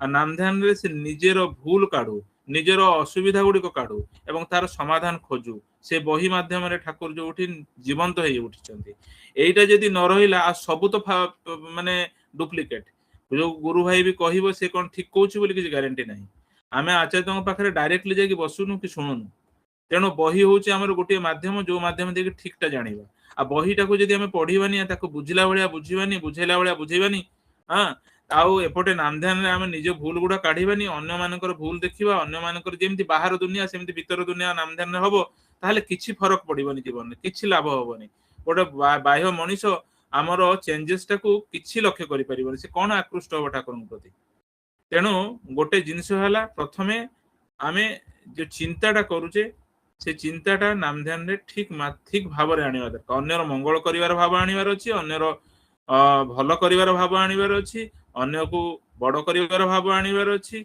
निजर भूल गुड़िक कौन कौन से गुड़िक किपरि समाधान हम ताकू देखिबार अच्छी निजे कहीं आम भूल कलु ताकू पछे हुए तो तर्जमा करके ठीक कर बाट खोजार अच्छी यह न हुए ताले पॉजिटिव थॉट केबे भरिबो नहीं एवं से गुड़िक जेते समय भी दबा से समय अपचय केवल अब रिजल्ट किसी बाहर आ जिते निजे आम निज गोटे ठिया होकर ठाकुर हो पारिनु अन्य क्या कौन साहस दबू एबे देखिबा चलतु जे शांतनु भाई जीवन में यह जो हताश परिवेश नहीं कि आम मैंने सब थिलु एवं ता परिवेश से परिवेश रे से भी किसी दूर एफेक्टेड थिले एवं किपरि से सेठु बाहरी आछंती एवं साहस देइछंती बहुत गुरु भाई मानकु निजर नाम ध्यान में बहुत परिवर्तन तांको घर केमती बदलिछि निजे बदलिछंती किपरि से दुनिया को से आछंती जोठी से खुशी रे करछंती एवं समय नथिबा सत्ते भी समय बाहर करिक लोकन देइक दउजंती नाम ध्यान को किपरि दउजंती निजो केमती बळ जगउजंती एवं ठाकुरंकर हे उठिछंती तांको सुनिबा शांतनु भाई जय गुरु आज्ञा जय गुरु जय गुरु हाँ आज्ञा प्रति प्रत्येक को जय गुरु वर्तमान प्रतिकूल परिस्थिति अच्छी जेहेतु टी वर्षा आ घड़घड़ी होचे चेष्टा करी मु तो गोटे भल जगार अच्छी आपण मानक जदि मो कथा जदि न शुभा जाए कि मते जणई देबे आउ वर्तमान मु आरंभ करछि आजिर सेशन मुख्यतः अच्छी पोषण उपरे जहाँकि मु मोर व्यक्तिगत जहाँ अनुभूति सेटा आपन को कहूची पोषण प्रथम मु काहातु पाइली आ वर्तमान पोषण किपरि देउची ए दुईटा मुख्य जिनस मु आज मोर जतिके अनुभूति सेटा कहूची पोषणटा पाइचे मुख्यतः ई ठाकुर को लेके चलिबार बोधटा एमती तो आम व्यक्तिगत जीवन में अनेक गुरु भाई को देखू किंतु जड़े एभली अच्छा जे तांकर स्टैंडटा माने क्लियर ठाकुर को भल पाइबा ठाकुर को नहीं चलवा और मूल जिनस को केमती ठीक से करबा सी तो व्यक्तिगत आमे कहा को भल पाई दीपद कहीदेले से खुशी रे फुली जीवे सेटा भी से चाहते से जाओ किंतु जेहेतु प्रेरणा पाई से कहीदेली पाड़ी भाई सहित 2015 मसीह सहित परिचित କିନ୍ତୁ ସେଇ ହିସାବରେ ଆମେ ସେଇ ସେ ଯେମିତି ଚାହାନ୍ତି ସେମିତି କରିବା ହିସାବରେ ମୁଁ ସେଇ ପାଇଁ କରିପାରୁନି, ଯୋଉଟା କି ଆପଣଙ୍କ ସେସନର ପ୍ରଥମ ଭାଗରୁ ଆପଣ ଶୁଣିଲେ କି କଣ କଣ ଅସୁବିଧା ଗୁଡା ଥିଲା ଯୋଉ ପାଇଁ କି ମାନେ ଆମର ଯୋଉ ମୂଳ ଜିନିଷକୁ ଆମେ ଠିକ ସେ କରିପାରୁନୁ, ସେଇଟା ବି ମୁଁ ଆପଣଙ୍କୁ ଧୀରେ ଧୀରେ ମୋର ଅନୁଭୂତି ଯାହା କହିବି। କିନ୍ତୁ ବର୍ତ୍ତମାନ ମୁଁ ଯାହା ଚାହିଁଛି, ମୋର ପୋଷଣ ମୁଁ ପାଇଛି ଯୋଉ ଏଇ ଗତ 10 ବର୍ଷ ଭିତରେ ପୋଷଣର ପ୍ରକାରଟା କୋଉ ଭଳି ଥିଲା ସେଟା ବି ମୁଁ ଜାଣି, କାରଣ ଆମେ ଯେହେତୁ ଆଗେ ଜିନିଷଟା ଶିଖିବା ତାପରେ ତ ଆମେ କୋଉଠି ନା କୋଉଠି ନିଜ ବ୍ୟକ୍ତିଗତ ଜୀବନରେ ତାକୁ ଲଗେଇବା। ପ୍ରଥମ ଏଇ ଭାଇଙ୍କ ସହିତ ବାଡି ଭାଇଙ୍କ ସାଙ୍ଗେ ପରିଚୟ ହେଇଥିଲା ମୋର ପୁରୀ ମନ୍ଦିର ଉତ୍ସବରେ। ମୁଁ ମୋ ମାଙ୍କୁ ନେଇକି ଯାଇଥିଲି, ଆଉ ସେଠି ସେ ମତେ ପ୍ରଥମ ଦେଖା ବ୍ୟକ୍ତିଗତ, ଆହୁରି କିଛି କଟକରୁ ଗୁରୁ ଭାଇ ଥିଲେ, ମୋର ପ୍ରଥମ ଦେଖାରୁ ସିଏ ମତେ କହିଥିଲେ କି ଠାକୁରଙ୍କ ବହି କିଛି ପଢାପଢି କରିବ।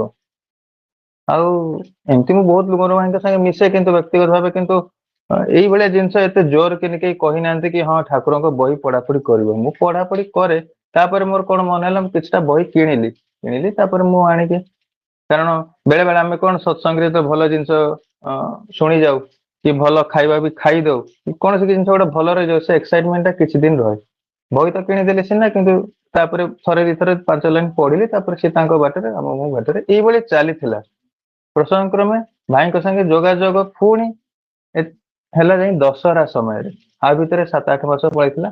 ତା ଭିତରେ ବି ସେ ସେଇ ଜିନିଷଟାକୁ ଆମ ଭିତରେ ପରିଚୟ ବି ଏତେ ଗଭୀର ହେଇନଥିଲା। ସେତେବେଳେ ବି ସେ କହିଥିଲେ ଠାକୁରଙ୍କ କାମ କରୁଛୁ, ନାମ ଧ୍ୟାନ ଟିକେ କରୁଛୁ, ସେତେବେଳେ ବି ସେ ପାଚି ଯାଇଥିଲେ। ମୋର ଯେତିକି ଅନୁଭୂତି ଠାକୁରଙ୍କ ସେଇ କଥା, ଏଇ ନାମ ଧ୍ୟାନ କରିବୁ ଆଉ ବହି କିଛି ପଢିବୁ। କିନ୍ତୁ ସମୟ ଗଡିଯାଏ, ସେ ଫୋନରେ ହଉ, ତାପରେ ନାମ ଧ୍ୟାନ ଟା କରିବୁ, ବହିଟା ପଢିବୁ, କିଛି କିଛି ଲୋକଙ୍କୁ ଯାଜନ କରିବୁ, ଏଇ ଜିନିଷଟା ସେ ବାର ବାର କୁହନ୍ତି। କିନ୍ତୁ ଜିନିଷଟା କଣ ମୁଁ ହୁଏନି, କାରଣ ସବୁ ଜିନିଷରେ ଯେମିତି ଆମେ ଗେଣ୍ଡା ଭଳିଆ ଯେମିତି ଉଠୁ ପଡୁ ଆମର ଯୋଉ ପାଠ ବହିରେ ଥିଲା, ଆଉ ଶେଷକୁ ସେ ଯାହା ବି ହେଲେ ତା ଗନ୍ତବ୍ୟ ସ୍ଥଳରେ ପହଞ୍ଚେ। ମୁଁ ଏଇ କିଛି ଦିନ ହବ ସେଇ ଗନ୍ତବ୍ୟ ସ୍ଥଳରେ ପହଞ୍ଚିଛି। ଅବଶ୍ୟ ମୁଁ ଏତେ ଜୋରରେ କହୁନି, ଅବଶ୍ୟ ଚେଷ୍ଟା କରିଛି ସେଇ ପହଞ୍ଚିବା ପାଇଁ। ଆଉ ପହଞ୍ଚିବାର କାରଣ ହେଲା ଏଇ ଗ୍ରୁପରେ ଅନ୍ୟମାନେ ଯେମିତି ଧୀରେ ଧୀରେ ବହୁତ ଆକ୍ଟିଭ ହେଇକି କରୁଛନ୍ତି। ଦେବଦତ୍ତ ଭାଇ ଯେମିତି ଏତେ ଦୃଢ ଭାବରେ କହିଲେ, ମୁଁ କୌଣସି ଗ୍ରୁପରେ ଆଉ କୌଣସି ପାର୍ଟିସିପେଟ କରୁନି, ସବୁ ଗ୍ରୁପ, କାରଣ ଏଇ ଯୋଉ ମାର୍ଗରେ, ଏଇ ଯୋଉ ପଥରେ ଆମେ ଯୋଉ ଯାଉଛୁ ପୋଷଣ ଦେବା, ଆଠୁ ଆଉ ଭଲ ପଥ ଆଉ କିଛି ନାହିଁ। ଲୋକଙ୍କୁ ପାଖରେ ପହଞ୍ଚି ଲୋକଙ୍କର ନିଜର କରିକି ତାଙ୍କର ନାମଧାନ ଟା ବଳେ, ସେ ଠାକୁରଙ୍କୁ କେମିତି ଭଲ ପାଇବେ, ଆଠୁ ଭଲ ପଥ ହିଁ ନାହିଁ। ଠିକ ଏଇଭଳିଆ କଥାଟା ମୋର ସାଙ୍ଗେ ସାଙ୍ଗେ ଆଚାର୍ଯ୍ୟ ଦେବଙ୍କର କଥା ମନେ ପଡିଲା। ଆମର ସୁଦାସର୍ଜନା ଉତ୍ସବରେ ଦୃଢ ହସ୍ତରେ କହିଥିଲେ, ଆମେ ଯୋଉ ଲାଇନରେ ଅଛୁ ଆଠୁ ଆହୁରି ଭଲ ଲାଇନ ଆଉ କୋଉଠି ପାଇବେନି, ଆମେ ଯୋଉ ପଥରେ ଅଛୁ। ସେଇ କଥାଟା ହିଁ ମତେ ବାର ବାର ରିକଲ ହେଲା।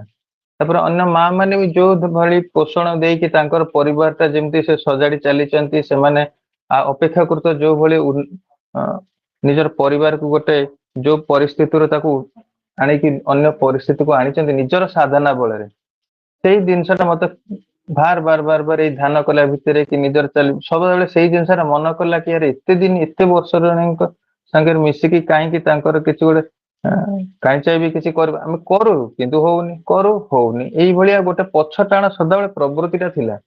କିନ୍ତୁ ଦେବଦତ୍ତ ଭାଇ ଯେମିତି ସେ ଯାଜନରେ କହିଲେ, ସେ ସଦାବେଳେ ଫାଷ୍ଟ ହୁଅନ୍ତି। ପ୍ରଥମଟା ହେବା ତାଙ୍କର ଗୋଟେ ଅଭ୍ୟାସ ଟା ଥିଲା, ଆଉ ସେଇଟାକୁ ଏତେ ପସନ୍ଦ କରନ୍ତି। ସେମିତି ମୋର ବି ଗୋଟେ ଅଭ୍ୟାସ, ମୁଁ ସଦାବେଳେ ଲାଷ୍ଟରେ ଯେମିତି ରହିବିନି।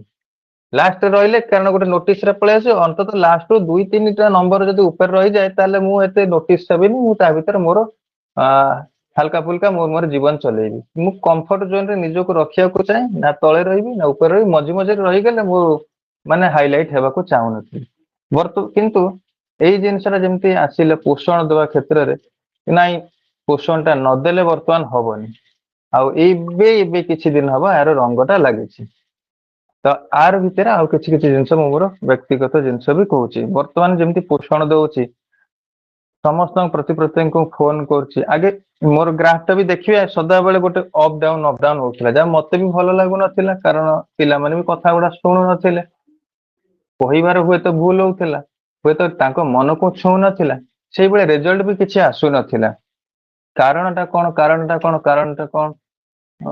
ନାମଧ୍ୟାନ ବି ହୁଏ, ନାମଧ୍ୟାନ ହୁଏନି ତା ବୋଲି ନାହିଁ, କିନ୍ତୁ ଏଇଭଳି ଯେମିତି निष्काम प्रार्थना मोर मंगल चिंता सेई जिनसटा एते मात्रा रे हेई पारेनी आमे भाबु सब जिनस बुझु किंतु करिवार भितर चरित्रायत करिवार किंतु सेटा कार्यकारी करिवार सेई भावटा हुएनी एई जिनसटा भी एबे एबे कहया गले ठाकुर दयारु टिके टिके बदलिछि मोर नामध्यान निजर व्यक्तिगत अनुभूतिटा मु किछि समय आपनको कहूछि नामध्यान अनुभूति हला 2024 मसिया अक्टोबर 6 मास अक्टोबर 6 सॉरी जनवरी 6 तारिख टा मोर गोटे एक्सीडेंट हेतला बाइक चले के जाउथले राति समय 8टा 8:30 हेतला ए समय हठात किन गोटे कुकुर गोटे आसी पसी गला मो सांग सांग सेठी पड़ी गले मोर कलर बोन फ्रैक्चर हे गला मो सेठो उठी पाइलेनी से गाँ लोक मैंने सब उठे कि तापरे जमती करके घर को लेके पठेई देले तापर दिन मु मेडिकल गली मेडिकल तापरे जानिली कि मोर कलर बोन फ्रैक्चर हो जाइछ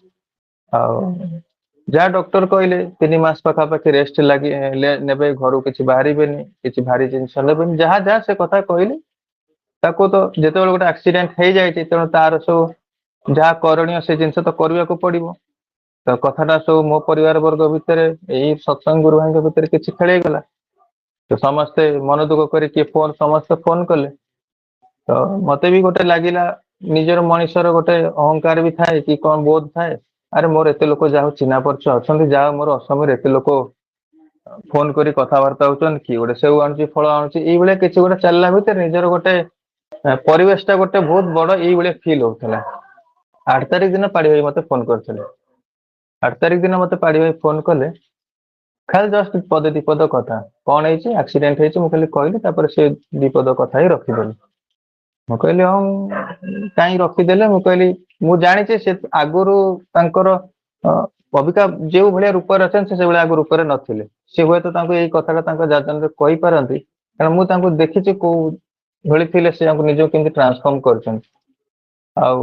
जानी मुझे बिगड़ा बिगड़ी हम कि कौन कि से जहाँ फोन टा रखीदे मत गोटे शांति अनुभव है जहाँ को गोटे 2 मिनट कथा सर नेक्स्ट दिन को पुणी आसी मत फोन कर फोन करला भितर मत कहले तू गाड़ी चलेला बेल नाम ध्यान करूँ मुझे कहीं चुप हो गली कारण मिछ कथा कही हुए हुए तो बयस बड़ किसी मानवटा है एत दिन गोटे रही कहली नाई करू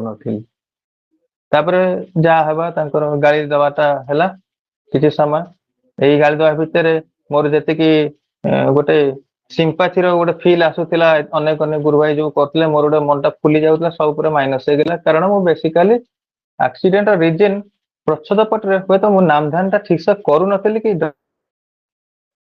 कारण से समय मोर से एक्चुअली बोधटा आसीगला एटा गोटे रेगुलर इंस्टांट करू नथिली बेली हला सेटा नो एटा बहुत दिन गोटे तलर गोटे प्रैक्टिस थिला सेटा शीत मास थिला उठिवा टिके लेट होउतला उठिवा लेट संगे प्रार्थना टाइम पाखा पाखी जाउतला ठंडा पड़ुतला तेणु 5 मिनिट 10 मिनिट यही नाम ध्यानटा होउतला किंतु मते सेटा मूलर बिगिनिंग रु मते इंस्ट्रक्शन अछि अंधात 30 मिनिट 40 मिनिट घंटा पाखा पाखी नाम ध्यान करिवे आपण माने जहा सुनुचंती भाईंकर स्टैंड टा क्लियर थिला जहा मु कहली ठाकुर को भल पाइब बही पड़ो नाम ध्यान कर जाजन कर जिनस भितर ही शुणी शुणी आसुचे मु करू नथिली मु मानुचे किंतु मु एइटा ही शुणी आसीचे अनेक दिन हवा तो सेठी गाड़ीटा सुनला पर मोर बोध है मो नाम ध्यान टा कली मत सांगे सांगे गोटे जिनस गोटे स्मारणी खाता रखिबु डेली रो एक्टिविटीज टा कोन ताको नोट करी रखिबु एइटा भी रेफरेंस देले एटा ठाकुर को कुआ कथा एटा आपण तांको जाजन भी सुनिथिबे तो तापरठो मोर 9-10 तारिख मोर एपंत भी से खाता मोटा डायरीटा अच्छी मोर स्मारणी खाता माने डेली एक्टिविटीज कौन है कौन नहीं किछिटा है किछिटा न है ताको मु नोट करी रखे आरंभ है नाम ध्यान टा टिके टिके टिके टिके टिके टिके जेमती कारण से तो समय तो बाहर कर जीवा आसवा नथिला कष्ट भी होउथिला बसिलु नाम ध्यान कलु तार भितर भितर टिके टिके बढ़ेबा चेष्टा करले एई चेष्टा भितर मोर हठात कि मोर परिवार वर्ग जड़े मत प्रश्न कले ठाकुर को धरचु तोर कहीं एमती असुविधा है तो मन टा भारी दुख है कौन तार कारण टा भी पाइले एमती कहीं है आर भी गोटे कारण टा मोर पाड़ी भाई संगे बहुत दिन तले गोटे जुक्ति होता सेमती गोटे माटी थे बहुत इष्ट प्राण माटी थे ड्राइविंग करते सी से गाड़ी प्राण चली जाता ସେତେବେଳେ ମୁଁ ପାଡିବାଙ୍କ ସାଙ୍ଗେ ବହୁତ ଆର୍ଗୁମେଣ୍ଟ ବି କରିଥିଲି। ମୁଁ କହିଲି ଏ ଠାକୁର ତାହେଲେ କିଛି ନାହାନ୍ତି, ଏମିତି ଗୋଟେ ଆମେ ଗୋଟେ ଗୋଟେ ଆନୁଷ୍ଠାନିକ ଭାବେ ଗୋଟେ ହୋ ହା ହଉଛୁ, କିଛି ନାହିଁ। ଆଉ ଜଣେ ଠାକୁରଙ୍କୁ ପୂଜା କରିବ ତାକୁ କେମିତି ଏତେ କଷ୍ଟ ହବ? ସିଏ ସେତେବେଳେ ସେ ଜିନିଷଟା ବୁଝେଇ ଦେଇଥିଲେ କି ଏଇଟା ବ୍ୟକ୍ତିଗତ କିଛି କାରଣରୁ ସେ ଯଦି ଏଇ କଷ୍ଟଟା ହେଲା, ଆଉ ଏଇଟା ସାଙ୍ଗେ ସାଙ୍ଗେ ହେଇନି। ମୁଁ ଯେମିତି କହିଲି ଏଇଟା ସାଙ୍ଗେ ସାଙ୍ଗେ ହେଇନି, ଏଇଟା ବହୁତ ପୁରୁଣା ଦିନର ଗୋଟେ ଅଭ୍ୟାସ, ଯାହା ଫଳରେ ଏଇଟା ଗୋଟେ ବଡ ଆକାର ହେଲା। ତ ସେଇଭଳି ସିଏ ଯେମିତି ମତେ କହିଲେ, ମୁଁ ସେ ଜିନିଷ ଭାବିଲି ତାହେଲେ ମୋର ବି ଭୁଲଟା କୋଉଠି? ନାମଧାନ ତ କରିନି ସେଟା ମୁଁ ତ ଜାଣିପାରିଲି, କିନ୍ତୁ ଆର ଭିତରେ ଆକ୍ଚୁଆଲି କାରଣଟା କଣ ସେଟା ବି ନ ଜାଣିଲେ ମୋ ମନଟା ବି ବହୁତ ଗୋଳେଇ ଘାଣ୍ଟେଇ ହଉଥିଲା। ବସିଲି ଏମିତି ନାମଧାନରେ, ଏମିତି ଅନେକ ଦିନ ଗଲା ପରେ ଜଣେ ମୋର ସାଙ୍ଗର ଭାଇ କହିଲେ କି ରାସ୍ତାରେ ଯିବା ସମୟରେ ପଶୁ ପକ୍ଷୀ ମାନେ ସେମାନଙ୍କର ଭାବ ବୋଧଟା ଏତେ ନଥାଏ, ସେମାନେ ହୁଏତ ରାସ୍ତାରେ ଶୋଇ ପଡନ୍ତି, କି କୁକୁରଟା ଦେଖିବେ କି ଗାଈଟା ଦେଖିବେ, ସେମାନଙ୍କର ସେଇ ବୋଧଟା ନଥାଏ, ସେମାନେ ରାସ୍ତା ମଝିରେ ଶୋଇ ପଡିବେ। ତେଣୁ ସଦାବେଳେ ତମେ ହର୍ନ ମାରୁଥାଅ, ହର୍ନ ମାରିଲେ ସେମାନେ ଆଲର୍ଟ ହେବେ। ଏଇ ଜିନିଷଟା ମୋ ମୁଣ୍ଡରେ ସାଙ୍ଗେ ସାଙ୍ଗେ ଷ୍ଟ୍ରାଇକ୍ କଲା ନାମଧାନରେ। ତାପରେ ମୁଁ ସିନ୍ ଟା ରିକ୍ରିଏଟ କଲି, ଯେମିତି ଆପଣ କିଛି କିଛି ଜିନିଷ ହୁଏ ସିନ୍ ଟା ରିକ୍ରିଏଟ କଲି କି କାହିଁକି ଆର କାରଣଟା କଣ। ମୁଁ ଦେଖିଲି ଗୋଟିଏ ଦୁଇଟି କୁକୁର ଦି ପକ୍ଷରେ, ମାନେ ଏମିତି କୁକୁର ମାନେ ଗୋଟେ ମେଳି ଥାଏ, ସେମାନେ ଝଗଡା କରୁଥିଲେ। ଗୋଟେ ବାଁ ପଟେ ଗୋଟିଏ କୁକୁର ଥିଲା, ସେପଟେ 3-4 ଜଣ ଥିଲେ। ସିଏ ଦେଖିଦେଲା ଯେମିତି ସେପଟେ ସବୁ କୁକୁର ଅଛନ୍ତି, ହଠାତ୍ କିନି ସେ ମାନେ ତାଙ୍କୁ ଆଟାକ୍ କରିବ କି ତାଙ୍କୁ କାମୁଡିକୁ ମାରିବ, ସେ ସେଇ ପାଇଁ ସେ ବହୁତ କିନି ସେ ରାସ୍ତାରୁ କ୍ରସ କଲା। ଆଉ ସେଇ ସମୟରେ ମୁଁ ଗାଡିଟା ଚଲାଉଥିଲି, ଆଉ ମୋର ଭୁଲ ହେଲା ମୁଁ ହର୍ନ ମାରିନି। ମୁଁ ଦେଖିଲି ହଁ ସେ ତ ତାର ଭୋକୁଛି, ମୁଁ ହର୍ନ ମାରିଥିଲେ ସେ ଆଲର୍ଟ ହେଇଯାଇଥାନ୍ତା, କିନ୍ତୁ ସେଟା ହେଲାନି। ଏଇ ହର୍ନ ନ ମାରିବାଟେ ବି ଏଇଟା ବି ମୋର ବହୁତ ପୁରୁଣାର ଗୋଟେ ଖରାପ ଅଭ୍ୟାସ। ବାପା ଗାଡି ଚଲେଇଲା ବେଳେ ସଦାବେଳେ କହିବ ଗାଡିରେ ହର୍ନ ମାରିବେ, ମୁଁ ହଁ ଏଇଟା ଦରକାର ନାହିଁ। ଆଉ ଏଇ ନ ମାରିବା ଛୋଟ ଛୋଟ ଦେଖନ୍ତୁ, ମୁଁ କହିବା କଥା ଛୋଟ ଛୋଟ ଛୋଟ ଛୋଟ ମିଷ୍ଟେକ୍ କେମିତି ଗୋଟେ ବିରାଟ ରୂପ ଧାରଣ କରେ। ଆଉ ଏଇ ଛୋଟ ଛୋଟ ମିଷ୍ଟେକ୍ କୁ ଆମେ କେମିତି ଧରିବୁ? ବ୍ୟକ୍ତିଗତ ଜୀବନରେ ଆମେ ଯଦି ଗୋଟେ ସମୟରେ ଯଦି ସ୍ଥିର ହେଇକି ବସୁ, ତାହେଲେ ତ ସିନା ଆମର ସେଇ ଜିନିଷ ଗୁଡା ଭୁଲ ଗୁଡା ସୁଧାରିବାକୁ କି କଣ ଗୋଟେ ରିଏଲାଇଜେସନ ଗୋଟେ ଆସିବ। ଆମେ ଠାକୁରଙ୍କ ସାଙ୍ଗେ ଯେତେବେଳେ ଯୁକ୍ତ ହବୁ, ନାମଧ୍ୟାନ କରିବୁ, ସେ ଜିନିଷ ଗୁଡା ତ ଆମେ ସେଇ ସମୟ, ଆମେ ତ ସମୟ ତ ସେଇ ସମୟରେ ହିଁ ପାଉ, କେମିତି ଆମେ ନିଜକୁ ପରିବର୍ତ୍ତନ କରିବୁ, ଆମର ଆଗକୁ କେମିତି କଣ ହବ, ପରିବାର ପରିବେଶ ସେମାନେ ସାଙ୍ଗେ କେମିତି ଚଳିବୁ, ଏଇ ସବୁ ଜିନିଷ ଗୁଡା ତ ନାମଧ୍ୟାନ ମନ୍ତ୍ରରେ ଆମେ ଆଲୋଚନା କରୁ। ତ ବ୍ୟକ୍ତିଗତ ଏଇ ଜିନିଷର ଭୁଲ, ମୋର ଭୁଲଟା ହେଲା ନାମଧ୍ୟାନ କରିବାରେ ଏତିକି ଗୋଟେ ଜିନିଷ ମୁଁ ଧରି ପାଇଲି, ହର୍ନ ମାରିବାରେ ମୋର ବହୁତ ଆଳସ୍ୟତା ପାଇଁ ଏଇ ଆକ୍ସିଡେଣ୍ଟଟା ହେଲା। ଏତିକି। ଆଉ ଯୋଉ କଷ୍ଟଟା ମୁଁ ଏପର୍ଯ୍ୟନ୍ତ ବୋଧ କରୁଛି, ମୁଁ କିନ୍ତୁ ବାହାରି ଜିନିଷ କିଛି ଉଠେଇ ପାରୁନି, ସେଇଟା ବୋଧୁନି, କାରଣ ନାମଧ୍ୟାନ ନ କରିଛି ଏଇଟା ବି ଗୋଟେ ପନିଶମେଣ୍ଟ ଠାକୁର, ଆଉ ଏଇଟା ମୁଁ ଗ୍ରହଣ କରୁଛି। ଆଉ ଏଇଟା ମୋ ଜୀବନ ସାରା ମନେ ରହିବ, ଏଇ ଯୋଉ କଷ୍ଟଟା ପାଇଲି ଏଇ ପାଇଁ ହିଁ ପାଇଛି। ଆଉ ଠିକ ଏଇଟା ଗୋଟେ ଅନୁଭବ ବ୍ୟକ୍ତିଗତ ମୋର ଜୀବନର ଯୋଉ କଷ୍ଟଟା, ଆପଣ ହୁଏତ ମଣିଷ ହରେଇଲେ ସେ ବୋଧଟା ହୁଏ। ଆଉ କିଛି କିଛି ଜିନିଷ ଆମେ ଯେମିତି ପରସ୍ପରକୁ ପୁsh କରୁଛୁ, ଭାଇ ଏଇଟା କର ଏଇଟା କର, କାହାକୁ ବେଶୀ ଭାରି ଭାରି ଲାଗେ କି କଣ ଗୋଟେ ସଦାବେଳେ ଇସୁ, କିନ୍ତୁ ଜିନିଷଟା ଆପଣ ମାନି ନିଅନ୍ତୁ, ଆପଣ କରନ୍ତୁ ବା ନ କରନ୍ତୁ, ମଙ୍ଗଳ ଅମଙ୍ଗଳ, କରିବା ନ କରିବା ଏଇ ଭିତରେ ଯେମିତି ଡିଫରେନ୍ସ, ଆରି ଭିତରେ ବି ସେତିକି ଡିଫରେନ୍ସ। ଯଦି କରିବେ ଆପଣ ତାର ଫଳଟା ପାଇବେ, ନିଜେ ଫଳ ପାଇଲେ ତାର ଦେଖିବେ ତାର ପରିବାରଟାରୁ ତାର ପ୍ରତିଫଳିତ ହବ। ନହେଲେ ଆପଣ ସାଧାରଣତଃ ଗୋଟେ ଦେଖି ଦିଅନ୍ତୁ, ଅନେକ ବର୍ଷ ଏବେ ଦୀକ୍ଷା ନେବା ଲୋକ ବି କାହିଁ ତା ଘରେ ଶାନ୍ତି ହଉନି, ପ୍ରଶ୍ନଟା ତ ନିଜେ ହିଁ ପାଇଯିବ। ତା ପରିବାରରେ କାହିଁକି ଶାନ୍ତି ଆସୁନି? ହୁଏତ ବାପା ମା କରୁଛନ୍ତି, ପିଲା ଗୁଡା କରୁନାହାନ୍ତି। ବାପା କରୁଛି ମା କରୁନାହାନ୍ତି, ମା କରୁଛି ବାପା କରୁନାହାନ୍ତି, ବାପା ମା କରୁଛନ୍ତି ପିଲା କରୁଛନ୍ତି, କିନ୍ତୁ ଦେଖିଲା ବେଳକୁ ସେମାନେ ତାଙ୍କରି ଭିତରେ ସୀମିତ ହେଇ ରହିଛନ୍ତି, ନା ପରିବେଶ ଭିତରେ ତାର କିଛି ପ୍ରତିଫଳିତ ହଉନି।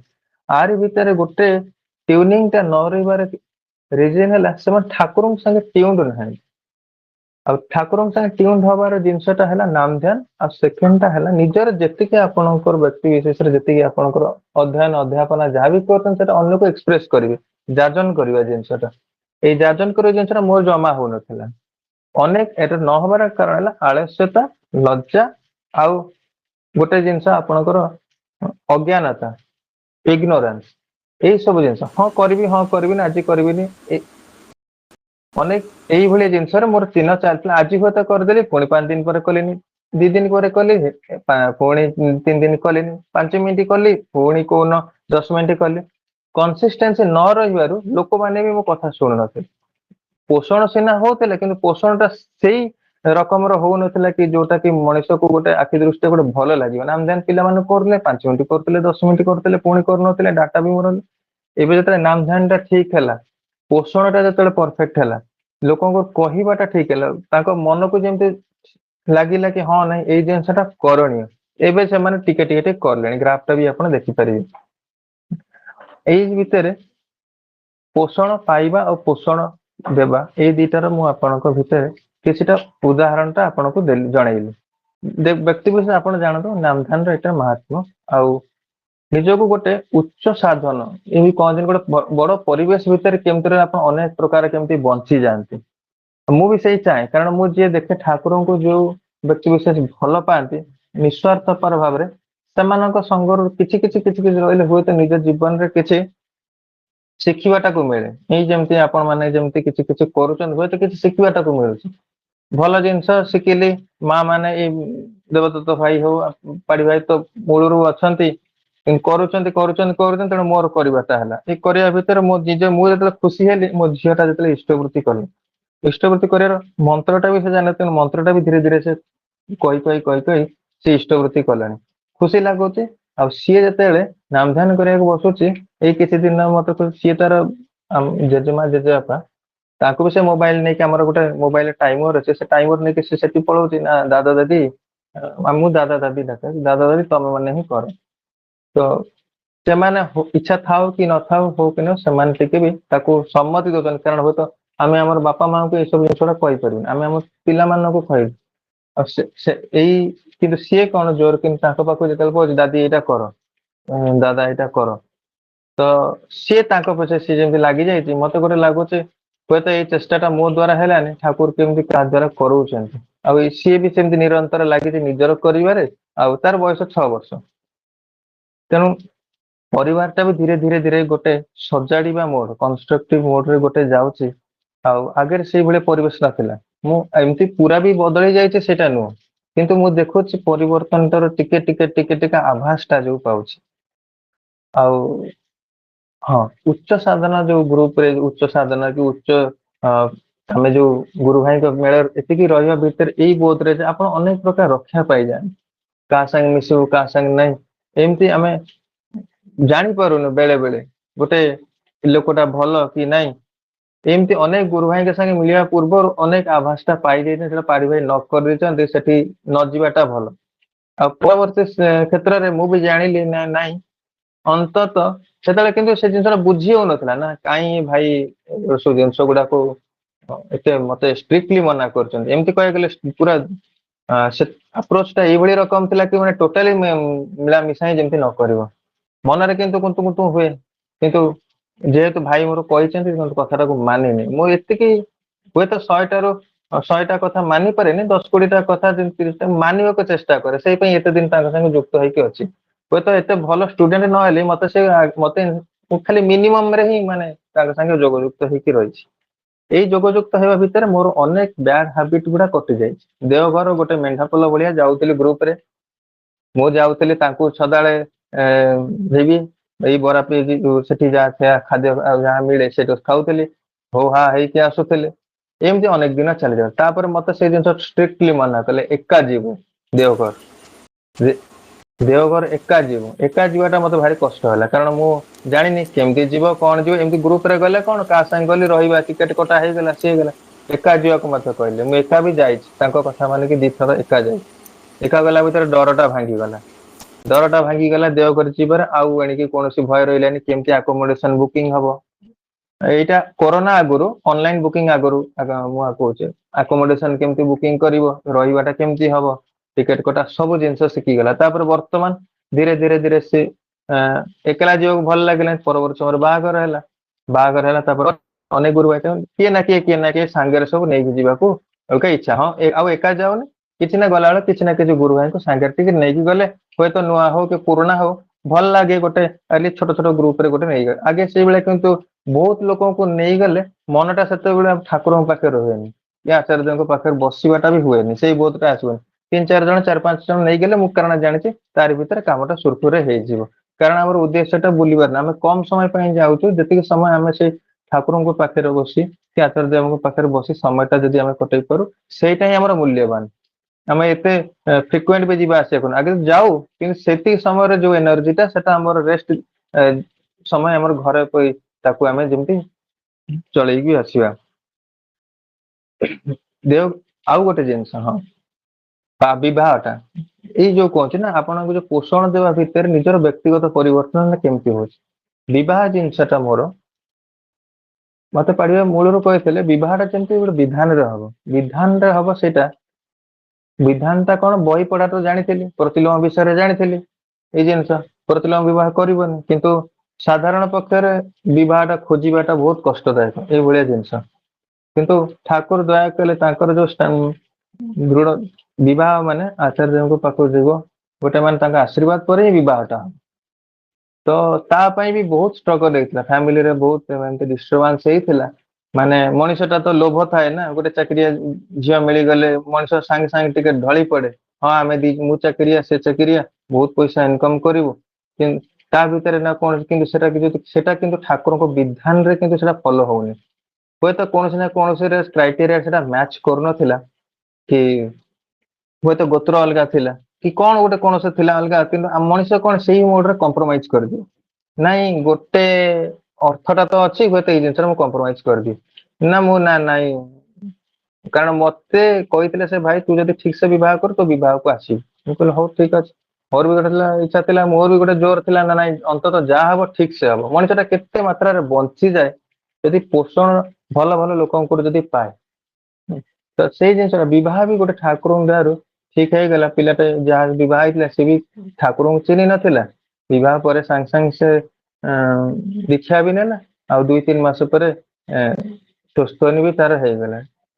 ଏଥିପାଇଁ କୌଣସି ଅବଜେକ୍ସନ ନଥିଲା।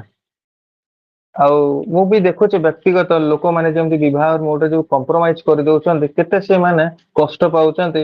ମୁଁ ବି ଆଖି ଆଗରେ ବହୁତ ମୋରି ଏଜ ର ଗୁରୁ ଭାଇଙ୍କୁ ସବୁ ଦେଖୁଛି, କିନ୍ତୁ ମୁଁ ବେଳେ ବେଳେ ଠାକୁରଙ୍କୁ ମାନେ ଚିର କୃତଜ୍ଞ ମତେ ଗୋଟେ ଏଇଭଳି ସହଧର୍ମୀ ମାନେ ପାଇଛି। ସେ ତ ଠାକୁରଙ୍କ କାମ ସେ ତା ହିସାବରେ କରିଚାଲିଛି।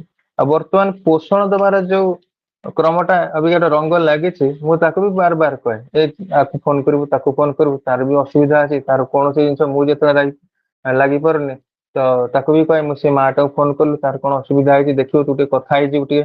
ତ ଆମ ଭିତରେ ଆମର କଥାବାର୍ତ୍ତା ଏଇଟା ଏଇ ହିସାବରେ ରହୁଛି ନା, ତାଙ୍କର ଅସୁବିଧା ତାଙ୍କର କଣ ହେଇଛି ତାଙ୍କୁ ଫୋନ କରିବ ଏମିତି ଫୋନ କର। ଆମ ଭିତରେ ଯୋଉ ଡାଲି ଚାଉଳ ଅଭାବ ଅସୁବିଧା ସେଇଟା ତ ରହିବ, କାରଣ ଆମର ବେସିକରେ ଅଛି। ଆମେ ସେଇଟାକୁ ଏତେ ମାତ୍ରାରେ ପ୍ରାୟୋରିଟି ଦଉ। ଏଇଟା କହୁଛନ୍ତି ପରିବାରରେ କେମିତି ସେଟା ରିଫ୍ଲେକ୍ଟ ହଉଛି। ହଁ ବିବାହଟା ଠିକ ହେଇଗଲା, ପରିବାରରେ ସେମିତି ରିଫ୍ଲେକ୍ଟ ହଉଛି, ପୋଷଣ ଟା ବି ଏଥିରେ ଧୀରେ ଧୀରେ ବଢ ଚାଲିଛି। ଗୋଟେ ଅବିକା ଲାଗୁଛି ଆଜ୍ଞା ଗୋଟେ ଜିନିଷ ଗୋଟେ ଟ୍ରାକ ରେ ଯେମିତି ଚାଲିଛି, କାରଣ ଫ୍ୟାମିଲି ଗୋଟେ ସୁରକ୍ଷିତ ସ୍ଥାନରେ ଅଛି। ପୋଷଣ ବି ଏଥର ଧୀରେ ଧୀରେ ଲାଗିଲାଣି। ଆଉ ପୋଷଣ କରିବାର ଗୁରୁ ଭାଇଙ୍କ ସାଙ୍ଗେ ଯୋଉ କଥାବାର୍ତ୍ତା କଲାବେଳେ ଏଇ ବୋଧ ଆସୁଛି, ଯୋଉମାନେ କରୁନଥିଲେ ସେମାନେ ବି ଟିକେ ଟିକେ ଟିକେ ଟିକେ ଆରାମ କଲେଣି। ଜଣଙ୍କର ବ୍ୟକ୍ତିଗତ ସମସ୍ୟା ମୁଁ ଦେଖୁଥିଲି ଆଉ କିଛି କିଛି ନୂଆ ଗୁରୁ ଭାଇ ବି ଏମିତି ସବୁ ମିଶିଲେଣି, ଯୋଉଟାଙ୍କୁ ଚେଷ୍ଟା କରୁଛି ସେମାନେ କିନ୍ତୁ ଏତେ ଶୀଘ୍ର ଆସିବେନି। ମତେ ଜଣେ ଭାଇ ଗୁରୁ ଭାଇ କି କହିଲି କାରଣ ଆମର ମଣିଷ ଖୋଜାଟା ତ ଯାହା ବି ପ୍ରକ୍ରିୟା ତ ଆମର ଜାରି ରହିବ ଜୀବନ ସାରା, କାରଣ ସେମାନଙ୍କୁ ତ ଯାହା ବି ହେଲେ ନାମଧାନ ପାରାୟଣ କରିବାର ଅଛି। ଏଇଟା ହିଁ ତ ବୁଝି ତ ସାରିଲିଣି। ଜଣେ ଭାଇଙ୍କ ସାଙ୍ଗେ ପରିଚୟ ହେଲା, କହିଲେ ଭାଇ ମୁଁ 50 ବର୍ଷ ହେଲା ଦୀକ୍ଷା ନେଲିଣି, କିନ୍ତୁ ମୁଁ ଜାଣିପାରୁଛି ମୋ ଭୁଲ ଟା କୋଉଠି। ଏଇ ଯୋଉ ରିଏଲାଇଜେସନ ଗୋଟେ ହେଲା ସେ ଭାଇଙ୍କ ସାଙ୍ଗେ କଥା ହେଇ, ମୋର ବିବାହ ଟା ଠିକ ସେ ହେଲାନି, ମୋର ବାପା ମୋ ମିସେସ କୁ ପସନ୍ଦ କରୁନାହାନ୍ତି, ଏଇ ଭିତରେ ମୋ ପାଖେ 25,000 ଟଙ୍କା ପାଖାପାଖି ଘରରୁ ଭଡା ଆସୁଛି, ଅଭାବ ଅସୁବିଧା କିଛି ନାହିଁ, ସେମିତି ହାଉତାସ ମନ। ବ୍ୟକ୍ତିଗତ ସାଧାରଣରେ ପଚାରିଲି ଭାଇ ଆପଣ ନାମଧାନ କୀର୍ତ୍ତନ କରୁଛନ୍ତି, କହିଲା ସେଇଟା ତ ମୁଁ କରୁନି। ସେଇଠୁ ବୁଝିଗଲି, ସିଏ ବି ବୁଝିପାଇଲେ କାରଣ ତାଙ୍କର ଭୁଲ ଟା କୋଉଠି। ଏଇଭଳି ଆଉ ଜଣେ ସେମିତି ଗୋଟେ ପ୍ରତିପତ୍ତି ଭଲ ବ୍ୟବସାୟୀ, ସେ ଭାଇ ବି କହିଲେ ଘରେ ବି ଏତେ ଅଶାନ୍ତି କୁହନି, ମୋର ମା ଆଉ ଆମେ ସବୁ ଅଲଗା ରୋଷେଇ କରି ଖାଉଛୁ, ଭାରି କଷ୍ଟ ହଉଛି, ମା କଥା ଶୁଣିବି ନା ସ୍ତ୍ରୀ କଥା ଶୁଣିବି, କିନ୍ତୁ ଏମିତି ହେଇକି କିନ୍ତୁ କିଛି ମନଟା ଭିତରେ ଗୋଟେ ଏଇଭଳିଆ ଯୋଉ କଷ୍ଟରେ ଯାଉଛି ସମୟ, ସେଟା ମୁଁ କହିପାରୁନି କି ସହିପାରୁନି। ତାଙ୍କୁ ବି ସେଇ କଥା, ଆପଣ ବ୍ୟକ୍ତିଗତ ଠାକୁରଙ୍କ ପାଖେ କେତେ ସମୟ ଦଉଛନ୍ତି ନା ନାଇଁ ଆଜ୍ଞା କିଛି କରିହଉନି, ଇଷ୍ଟବୃତ୍ତି କରିବା ଲେଟ୍ ହଉଛି, ଦୋକାନ ଖୋଲୁଛି ଦୋକାନ ବନ୍ଦ କରୁଛି, 12ଟା ବେଳେ ଶୋଉଛି, ଉଠିବା ଲେଟ୍ ହଉଛି, बोले एटा तो जीवनता सारा चलिबो वर्तमान टिके टे चेष्टा करंतु अंतत ठाकुरଙ୍କ पाखे समय देबा ପାଇଁ କିଛି କିଛି ହଁ ତାଙ୍କ ପଛରେ ଲାଗୁଛି ହଁ 5 ମିନିଟ ରୁ ସେ କହିଲେ ନାଇଁ ଆଜି ଫୋନ କରି କହିଲେ କି ନାଇଁ 10 ମିନିଟ ଖଣ୍ଡେ ହେଲାଣି ଏଇ ଯୋଉ ନ କରିବାରୁ ସେ ଯୋଉ 10 ମିନିଟ ହୁଏତ ତାଙ୍କ ସାଙ୍ଗେ ଯୋଉ ଠାକୁରଙ୍କ ସାଙ୍ଗେ ଯୋଉ ଯୋଗସୂତ୍ର ରଖେଇଦବ ଏଇ କାମଟା ହିଁ କରିବା ଆମେ ମୁଁ ଯୋଉ ଭାବେ ଏଇ ଯୋଉ ପରମ ପୂଜ୍ୟ ପଦ ଆଚାର୍ଯ୍ୟ ବାର ବାର କହିଛନ୍ତି ଆମେ ହେଲୁ ଠାକୁରଙ୍କ ସୋଲଜର ଏଇ ସୋଲଜର ଯୋଉ ଆମେ ଆମ ହିସାବରେ ଗୁଣ୍ଡୁଚି ମୂଷା ଆୟତରେ ଆମେ ଚେଷ୍ଟା କରି ଚାଲିବା ଅନ୍ତତଃ ଆଖି ଆଗରେ ଯେତିକି ଅଛନ୍ତି ତ ତାଙ୍କୁ ନାମଧାନ ପରାୟଣ କରିବ ଯୋଉ ଜିନିଷଟା ମୁଁ ବ୍ୟକ୍ତିଗତ ରୂପରେ ଆଳସ୍ୟ ପରାୟଣ ହଉ ଯାହା ହଉ ମୁଁ କରୁନଥିଲି କିନ୍ତୁ ଏବେ ତାକୁ ଠିକ ସେ ମୁଁ ଚେଷ୍ଟା କରିବି ତାକୁ ଠିକ ସେ କରିବା ପାଇଁ ଆଉ କାରଣ ଆପଣ ମାନଙ୍କର କରିବାର ଯୋଉ ପ୍ରେରଣାଟା ସେଇଟା ମତେ ଭାରି ଖୁସି ଲାଗୁଛି ଆଉ ଯାଜନ ବି ମୁଁ ବି କରିପାରୁଛି ସେଟା ମତେ ବି ଗୋଟେ ନିଜକୁ ବ୍ୟକ୍ତିଗତ କାରଣ ମୁଁ ଏତେ ସବୁ ପାଟି ଖୋଲି କହିପାରେନି କାରଣ ସେ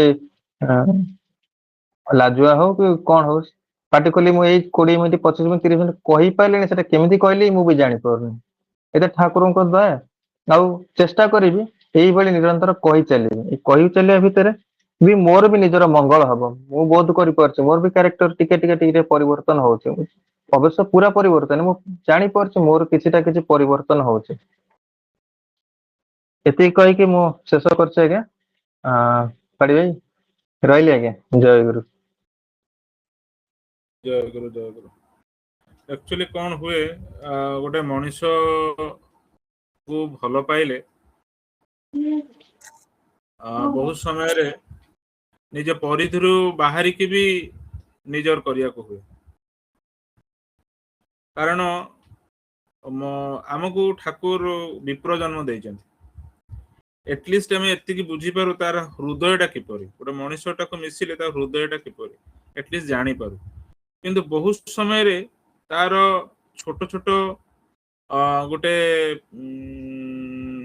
ଅବୁଝାପଣର ଭାବ କିମ୍ବା କହି ନିଅନ୍ତୁ କି ଗୋଟେ ମଣିଷର ଯୋଉ ଅଭ୍ୟସ୍ତ ସଂସ୍କାର ଯୋଉଟା କି ତାକୁ ଭୁଲ ବାଟକୁ ଟାଣି ନିଏ ଛୋଟ ଭୁଲକୁ ଟାଣି ନିଏ ଏବଂ ସେଇଟା ଗୋଟେ ବଡ ବିପତ୍ତିକୁ ସୃଷ୍ଟି କରେ ଗୋଟେ ମଣିଷକୁ ବଞ୍ଚେଇବାକୁ ଯେତେବେଳେ ଆମେ ଯାଉ ଆମର ଡିମାଣ୍ଡ ଏଇଆ ଠାକୁରଙ୍କ ପାଖରେ ମାନେ ନିବେଦନ ଥାଏ ଯେ ସେ ଲୋକଟାର ଯୋଉ ଷ୍ଟ୍ରଙ୍ଗ ଭଲ ଗୁଣଟା ଅଛି ସେଟା କେମିତି ସୁରକ୍ଷିତ ରହୁ ଆଉ ଯୋଉ ଗୁଡିକ ତାର ବିପଥଗାମୀ କରଉଛି ସେ କେମିତି ସେଥିରୁ ନିବୃତ୍ତ ରହୁ କିନ୍ତୁ ଆମ ପାଖରେ କିଛି ନଥାଏ ଆମେ ଥରେ ଦିଥର କହିପାରୁ ଗୋଟେ ମଣିଷ ଶୁଣିପାରେ ନହେଲେ ଶୁଣି ନପାରେ କିନ୍ତୁ ଯେତେ ପର୍ଯ୍ୟନ୍ତ ମଣିଷ ଗୋଟେ ଦୃଢ ନ ହେଇଛି ସେତେ ପର୍ଯ୍ୟନ୍ତ ବାଡ ଦେଇ ଚାଲିବାକୁ ହୁଏ ଠାକୁରଙ୍କର ନୀତି ନିୟମ ତ ଆପଣ ଜାଣିଛନ୍ତି ଯେ ଗୋଟେ ମଣିଷକୁ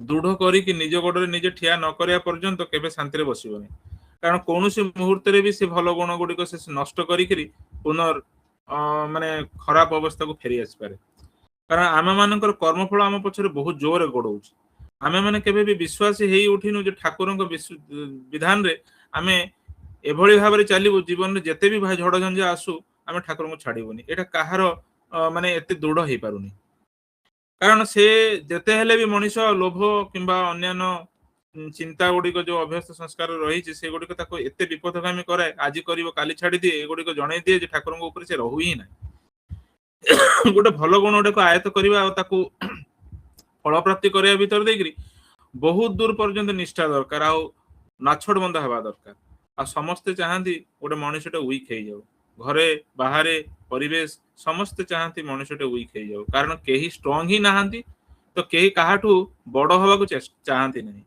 ତ ସମସ୍ତେ ସମସ୍ତଙ୍କୁ ଦୁର୍ବଳ କରିବାକୁ ଚେଷ୍ଟା କରୁଛନ୍ତି ଏ ଜାଗାରେ କେବଳ ଆଚାର୍ଯ୍ୟଙ୍କ ସଙ୍ଗ ଯଦି ଷ୍ଟ୍ରଙ୍ଗ ଥାଏ ତାହେଲେ ଜାଣି ହୁଏ ଚିହ୍ନି ହୁଏ ଏବଂ ଚାଲି ହୁଏ ଯେ ନାଇଁ ଏଇ ଟାଇପରେ ଚାଲିବା ଦରକାର ଯଦି ଗୋଟେ ମଣିଷ ଯିଏ କି ଖୁବ ଦୃଢ ତାଙ୍କ ସହିତ ବେଶୀ ସମୟ ବିତେଇବା ନାହିଁ କିମ୍ବା ତାଙ୍କ ସହିତ ବେଶୀ ସମୟ ଦେଇନଥିବା ତାହେଲେ ଆମେ ଜାଣିପାରିବା ନାହିଁ ଯେ ଆମେ କୋଉ ଜାଗାରେ ଭୁଲ କରୁଛୁ ବହୁତ ସମୟରେ ବହୁତ ବହୁତ ବହୁତ ବହୁତ ବଢିଆ କହିବା ଜାଣିବା ବୁଝିବା ରୀତି କର୍ମୀ ଆମ ସତ୍ସଙ୍ଗ ଦୁନିଆରେ ଅଛନ୍ତି ବଟ୍ ତାଙ୍କ କଥା ଶୁଣି ତାଙ୍କ ଆଲୋଚନା ଶୁଣି ଆମେ ମୋହିତ ହେଇଯାଉ କିନ୍ତୁ କେବେ ଚରିତ୍ରଟାକୁ ଚିହ୍ନିବାରେ ଏଇ ବାଟଟା ନୁହେଁ ଯେ କଥା ଶୁଣିକି ଆମେ ଢଳିଯିବୁ ଚରିତ୍ର ଗୋଟେ ଏଭଳିଆ ଜିନିଷ ଲମ୍ବା ସମୟ ଧରି ଷ୍ଟିକ୍ କରେ लंबा समय धरिक मजबूत रहे आ लंबा समय धरिक तार डिस्प्ले देखाए जो लोक कहूए ताकू परीक्षी कर देखा हुए ता पिला केमिति ता घर केमिति ता घरे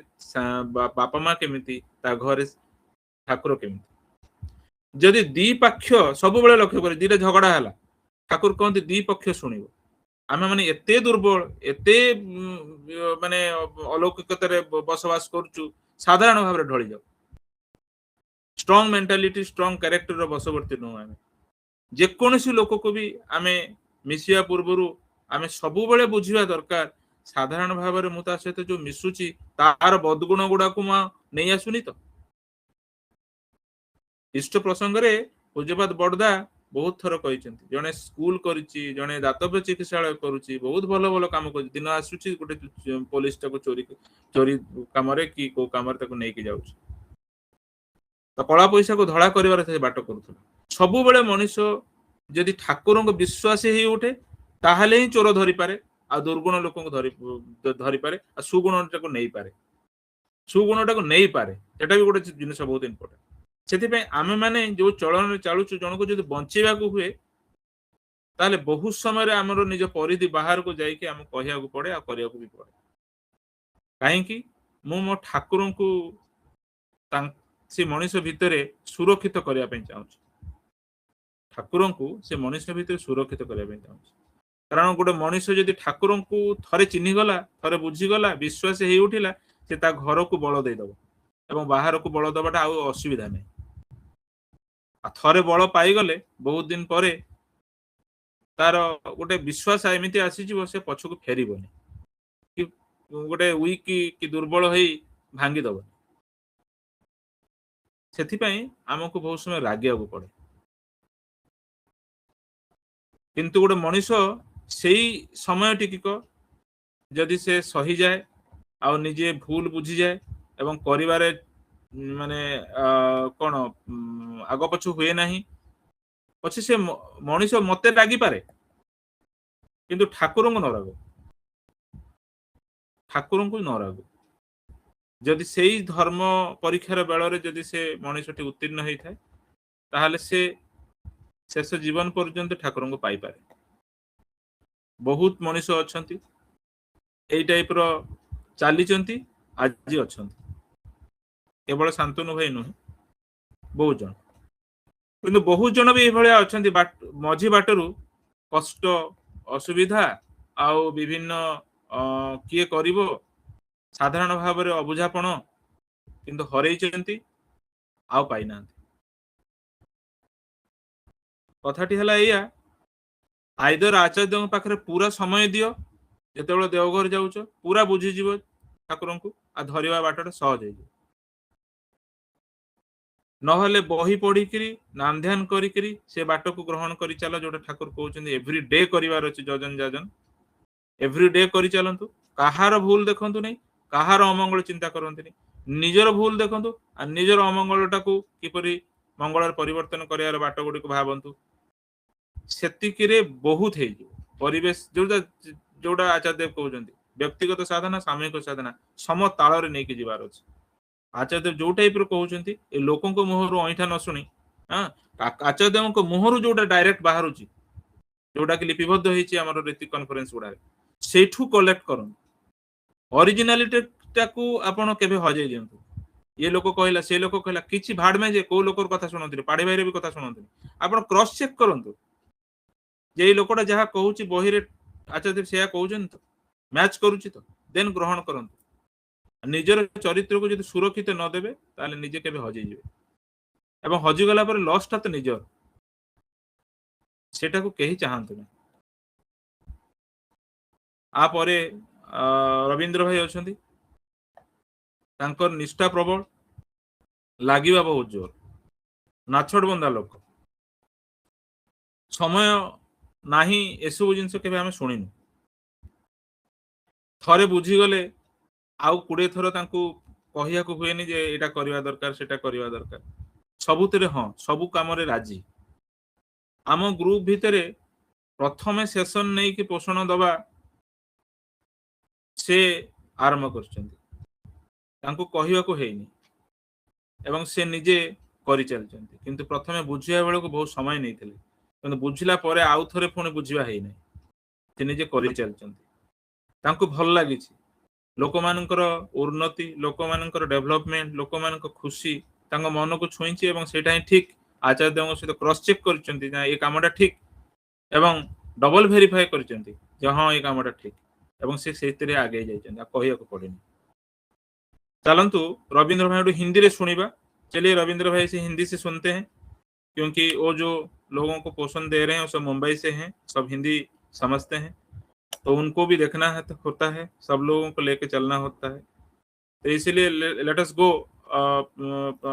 पहले सुनते हैं रविंद्र भैया से कि कैसे करके ये पोषण को उस मतलब स्टेबलाइज किए हैं और क्या मिला है कि उनको बोलना नहीं पड़ रहा है खुद जा रहे हैं चलिए रविंद्र भाई से सुनते हैं रविंद्र भाई जय गुरु भाई जय गुरु मेरा आवाज क्लियर है दादा हाँ हाँ दादा क्लियर अच्छे आप टिके आवाज टिके जोर हाँ जय गुरु गुरु ब्रह्मा गुरु विष्णु गुरुदेव महेश्वर गुरु साक्षात परम ब्रह्म तस्मै श्री गुरुवे नमः परम प्रेम परम दयाल श्री श्री ठाकुर अनुराग कोटि प्रणाम परमराध्य जयजनी श्री श्री बड़ीमा का श्री कोटि प्रणाम परम पूज्य पास श्री श्री बड़दाम का श्री श्री कोटि प्रणाम आचार्य देव ठाकुर द्वारा सभी को मेरा जय गुरु जो लोग ज्वाइन किए हैं सभी को मैं ठाकुर जी के पास करता हूँ सभी का मंगल के लिए मेरा पहले विजय भाई और शांतन भाई कितना सुंदर भाव से ये सब रखे आलोचना रखे मैं जो दादा ने मुझे टॉपिक के बारे में बताया है वो टॉपिक के बारे में बताना चाहता हूँ दादा ने बोले परिवेश रे सत्संग मान भितर श्री श्री ठाकुर भावधारा पोषण किपरि व्यक्तिगत नाम ध्यान जाजन को मजबूत करने सहित व्यक्तिगत कर्मफल को नियोजित करे how nurturing satsang make our naam dhyan and जाजन stronger and regulate to fortune ये जो टॉपिक ज्यादा जब मुझे बोलने के लिए मैंने सोचा कुछ नहीं वो तो सिंपल है मैं जो काम कर वही बताने का जब भी मैं आप थोड़ा सोचिए मैं 5 मिनट में वो बोल दिया आंसर दे दिया मतलब हो सिंपल है कुछ नहीं बताने के लिए मैं जैसे थोड़ा सा ऑफिस में 5 मिनट आंख बंद कर सोचा मतलब ये दादा तो इस टॉपिक कैसे दे दिए सिंपल सा लग रहा था जब सोच रहे कहाँ से शुरू करूँ और कहाँ से क्या बताऊँ ये जो एक्चुअली आप लोग थोड़ा सा भी सोचेंगे ये क्या दादा जो पॉइंट दिए हैं ये पॉइंट में पूरा समरी हो जाता है पूरा हमारा जो नर्चरिंग ग्रुप है ये नर्चरिंग ग्रुप क्यों चाहिए किसके लिए बनाया सब कुछ इसी में जा रहा है मतलब कैसे शुरू करूँ मतलब नर्चरिंग ग्रुप करने से पहले मैं थोड़ा सा बता देते दादा से मैं ये जो ग्रुप में ज्वाइन करने के लिए जब भी दादा मुझे फॉर्म भेजे थे मैं बोला फॉर्म तो भर दिया मतलब कहना इसमें मुंबई में बहुत सारे गुरु भाई 2 गुरु भाई इसमें ज्वाइन किए थे मुझे बोले थे दादा बहुत स्ट्रेट है मैंने सोचा तभी दादा मेरे क्या क्वेश्चन पूछेंगे मेरा माइंड में बहुत सारे क्वेश्चन था मगर फिर भी मतलब ठीक है दादा निकलेंगे निकले मैं तो कुछ छोड़ेंगे नहीं मैं कम से कम कोशिश करेगा मैं जो जो दादा बोले करने के लिए फिर मैंने नवंबर 2024 में मैंने ज्वाइन किया ज्वाइन करने के बाद दादा ने बोले आपका सबको कुछ ना कुछ आपको जो जैसे नाम ध्यान करने का मेरा एक्चुअली सच मुझे नाम ध्यान 1 घंटा नहीं होता था फिर दादा बोले नाम ध्यान 1 घंटा मिनिमम करेंगे तो ग्रुप में रहेंगे बोले ठीक है शाम को न तो ऑफिस में भी थोड़ा जैसे मैं बैठने का कोशिश कर न तो रात को सोने से पहले मैंने बोला ठीक है ना तो फिर ग्रुप में निकालेंगे एक जो डर था मन में मतलब ठीक है कम से कम तो वो कर देते हैं फिर बोले प्रोग्रेसिव स्टोरी बढ़ाने का बोले ठीक है वो तो प्रोग्रेसिव स्टोरी में करते हैं वो पॉइंट कुछ इश्यू नहीं है मैं कर सकता हूँ बोले दादा मुझे बोले मतलब हमारा ग्रुप सेशन में जो भी श्री आचार्य देव का उत्तम ध्यान हो स्वास्थ्य पोषण जो ग्रुप था दादा बोले सबको नया साल में 2025 में आपको एक टारगेट रखो मुझे सब भेजो मैंने जो भेजा था वो उड़िया में लिखा था इसमें से मैं 7 पॉइंट लिखा था मैं उड़िया में बता देते इसका मीनिंग वही है नाम ध्यान 1 घंटा करने का था 1 घंटा करने का कोशिश करो और आलोचना प्रसंग जो बंगाली में है उसको पढ़ने का वो कंपल्सरी में पढ़ेगा कुछ भी होने दो और जो एक्टिव गुरु भाई नहीं है ऐसे बहुत सारे एक्टिव गुरु भाई नहीं थे वो एक्टिव गुरु भाई मुझे जानने का है साल में कैसे भी कर मैं तो ऐसे 3 बार जाता है और फैमिली को लेकर 1 बार जाने का देवघर में और जो पत्रिका आता है मैगजीन जो आता है उर्जना लाइगेट आलोचना प्रसंग बंगाली में वो पत्रिका मैं 15-20 ऐसे लिखा और जो इम्पोर्टेंट पॉइंट था मेरा जो 2025 में 100 गुरु भाई जो एक्टिव नहीं है उनका पास लेकर मैं इष्टभूति कलेक्शन कर कर भेजने का मेरा दायित्व था। अभी देखिए 2025 जैसे, और दूसरा लास्ट पॉइंट था जो हमारा बदलापुरी में दादर में जो मंदिर है, इसका मेंटेनेंस के लिए मैं 720 गुरु भाई को टच करने के लिए एक चीज मैं बताना चाहता हूँ आप सभी को, जब भी आप सचमुच ठाकुर को प्यार करते हैं वो जल्दी भर जाता है। वो मेरा सब हो गया। ये इम्पॉसिबल चीज पॉसिबल होता है कैसे? आप जब भी देखिए मेरा 100 का टारगेट था दिखा जो गुरु भाई का दिखा देने जो इष्टवृत्ति का भेजने के लिए, अभी कम से कम 130 का प्लस मैं भेज रहे मतलब कोई ऑनलाइन भेज रहा है, कोई ऑफलाइन भेज रहा है, तो मैं इसका दायित्व लेकर मैं भेज रहा हूँ। ये जो पॉइंट है ये कैसे हुआ 2025 में, वो सब दादा का जो चेष्टा है वो चेष्टा के माध्यम से किया। सेकंड पॉइंट, जब भी दादा बोले थे हम लोग को पोषण बढ़ाने का, मैंने बोला कैसे करूं, मैं तो इतना लोग से बात नहीं करता हूँ। बोले ठीक है कोशिश करता हूँ। जनवरी में मैंने शुरू किया था, धीरे धीरे अभी मेरा पास 63 मेंबर हो चुका है। इसमें से 42 को जब भी कर रहे हैं, बीच बीच में कोई कोई नहीं करे, ऐसे 63 मेंबर है। उनको जब भी फोन करेंगे तो बोले हाँ ज्वाइन करता हूँ। इसका साथ साथ 3 जो T3 मेंबर है, वो T3 मेंबर 3 है। एक शिवानी माँ, उनका पास 25 मेंबर है। सौरव घोषदा जो उनका पास 6 मेंबर है, और शुभ्रा विश्वास माँ उनका पास 3 मेंबर है। वो लोग सब कोशिश में है। जब भी मैंने एक group T3 member group create किया था, वो था मेरा, सॉरी 24 जनवरी में मैं 2025 को मैंने जो ग्रुप क्रिएट किया था, मेरा ग्रुप जो पोषण का ग्रुप, मैंने एक पॉइंट उनको सबको जब भी मैं ग्रुप ज्वाइन करना किसको बताता हूँ, मैं एक पर्पज ऑफ द ग्रुप लिखा है। मैं अभी पूरा नहीं बता रहा, खाली एक ही पॉइंट बताना चाहता हूँ। इसमें से पहला पॉइंट था, हमारा संपर्क में आने वाला कोई भी मनुष्य दरिद्रता, रोग आदि न पड़े, इसके लिए हम लोग कोशिश करने का पूरा इसको सब ये करने, कोई भी हमारा गुरु भाई हो नॉन गुरु भाई हो, हम लोग को इसको कोशिश करने का। जैसे मेरे पास कोई मिल रहा है, अभी मेरा इंटरव्यू में कोई आता है, मेरा ऑफिस में कोई आता है, मैं इसको जॉब नहीं दे पा रहा, तो मैं इसको क्या कर रहा है, मैं इसको गाइड कर रहा है, देख मेरा ऑफिस में इतना स्पेस नहीं है, तू तेरा घर में कोशिश कर, मैं तुमको लेटर दे देगा, आप कुछ भी हेल्प चाहिए। इससे मैं कम से कम 20-25 लोग को हेल्प कर चुका है। कारण वो लोग जब भी जॉब में जाता है, बोलते बोलते चलो कैसे है, फिर वो जो ठाकुर जी का प्रचार होता है ना, ऐसे ही होता है।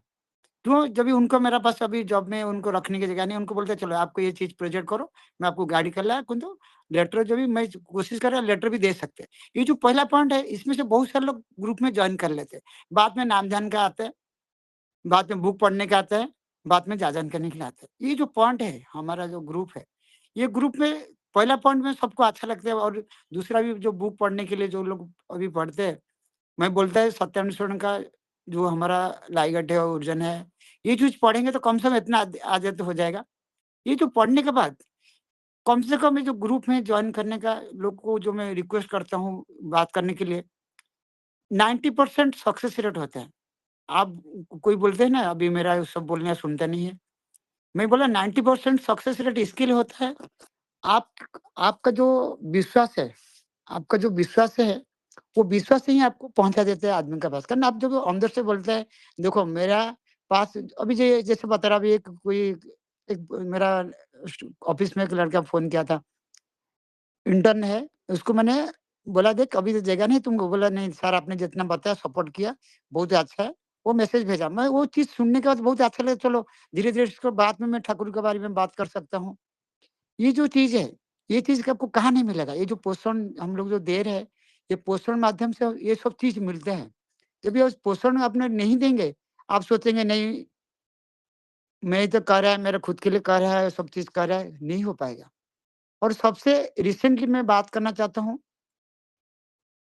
मेरा एवरीडे, ऐसे कौन सा दिन नहीं मेरा ठाकुर जी को अनुभूति नहीं है। एवरीडे डेली मतलब कुछ ना कुछ मुझे ठाकुर जी का जैसे दया होता है ना, वो मिलता है मुझे सुनने के लिए, मतलब मेरा अनुभूति होता है। मैं कुछ से लिख सकता है, कभी-कभी मेरे माइंड में होता है, बोले चलो आज लिख देते हैं, कभी डायरी में लिख नहीं पाता है तो वो होता है। ऐसे ऐसे कौन-सा दिन हुआ नहीं है, मैं ठाकुर जी को आज बोल नहीं पाते, ठाकुर जी आपका दया कैसे मेरा ऊपर ऐसे कैसे हो जाता है। इम्पॉसिबल चीज़ पॉसिबल होता है। जैसे अभी मैं बता रहा हूँ ना, मेरे जो टारगेट है मैं बाद में बताएगा।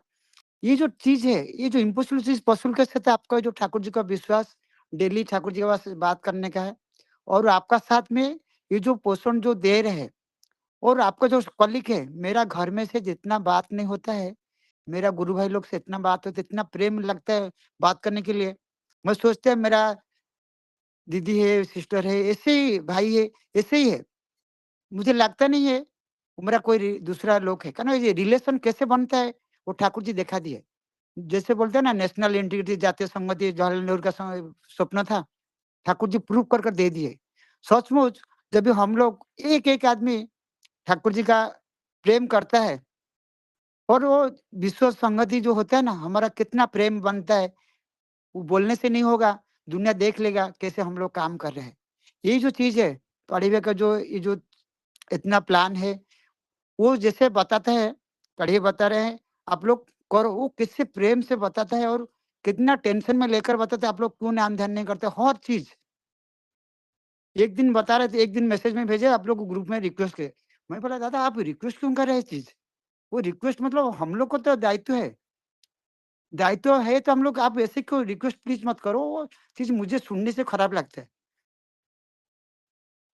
ना। जो आदमी इतना मेहनत कर रहे हैं हमारे लिए, हम लोग क्या कर सकते हैं? 1-2 घंटा हमारे लिए प्रिपेयर करेंगे, जो आप ये करेंगे, हेल्थ सेशन लेकर कितना चीज करें, क्यों? हमारा क्या बेनिफिट होगा? उनका उनका क्या बेनिफिट हो रहा है, वो सोचना चाहिए। आपको क्या मजाक समझ में आ रहा है मुझे नहीं मालूम है। वो जो ग्रुप के लिए रिक्वेस्ट क्यों करेंगे आपको ये चीज करने के लिए? ये सब चीज आपके लिए कर रहे हैं, क्या आपका बेनिफिट होता है, उनका क्या मिलेगा? उनको थोड़ा चलेगा, कम से कम कोई गरीब भाई जो बिछड़ गया था आया, उनको यही है अभिनंदन का जो उद्देश्य था वही तो कर रहे हैं। आप लोग क्यों नहीं समझ में आ रहे? मेरा जो हर ट्यूसडे सेशन होता है, मैं एवरीडे कुछ ना कुछ गेन करता हूँ उनसे, कारण वो चीज बहुत लोग ऐसे मैं नाम नहीं लेना चाहता, इम्पॉसिबल चीज पॉसिबल हो चुका है।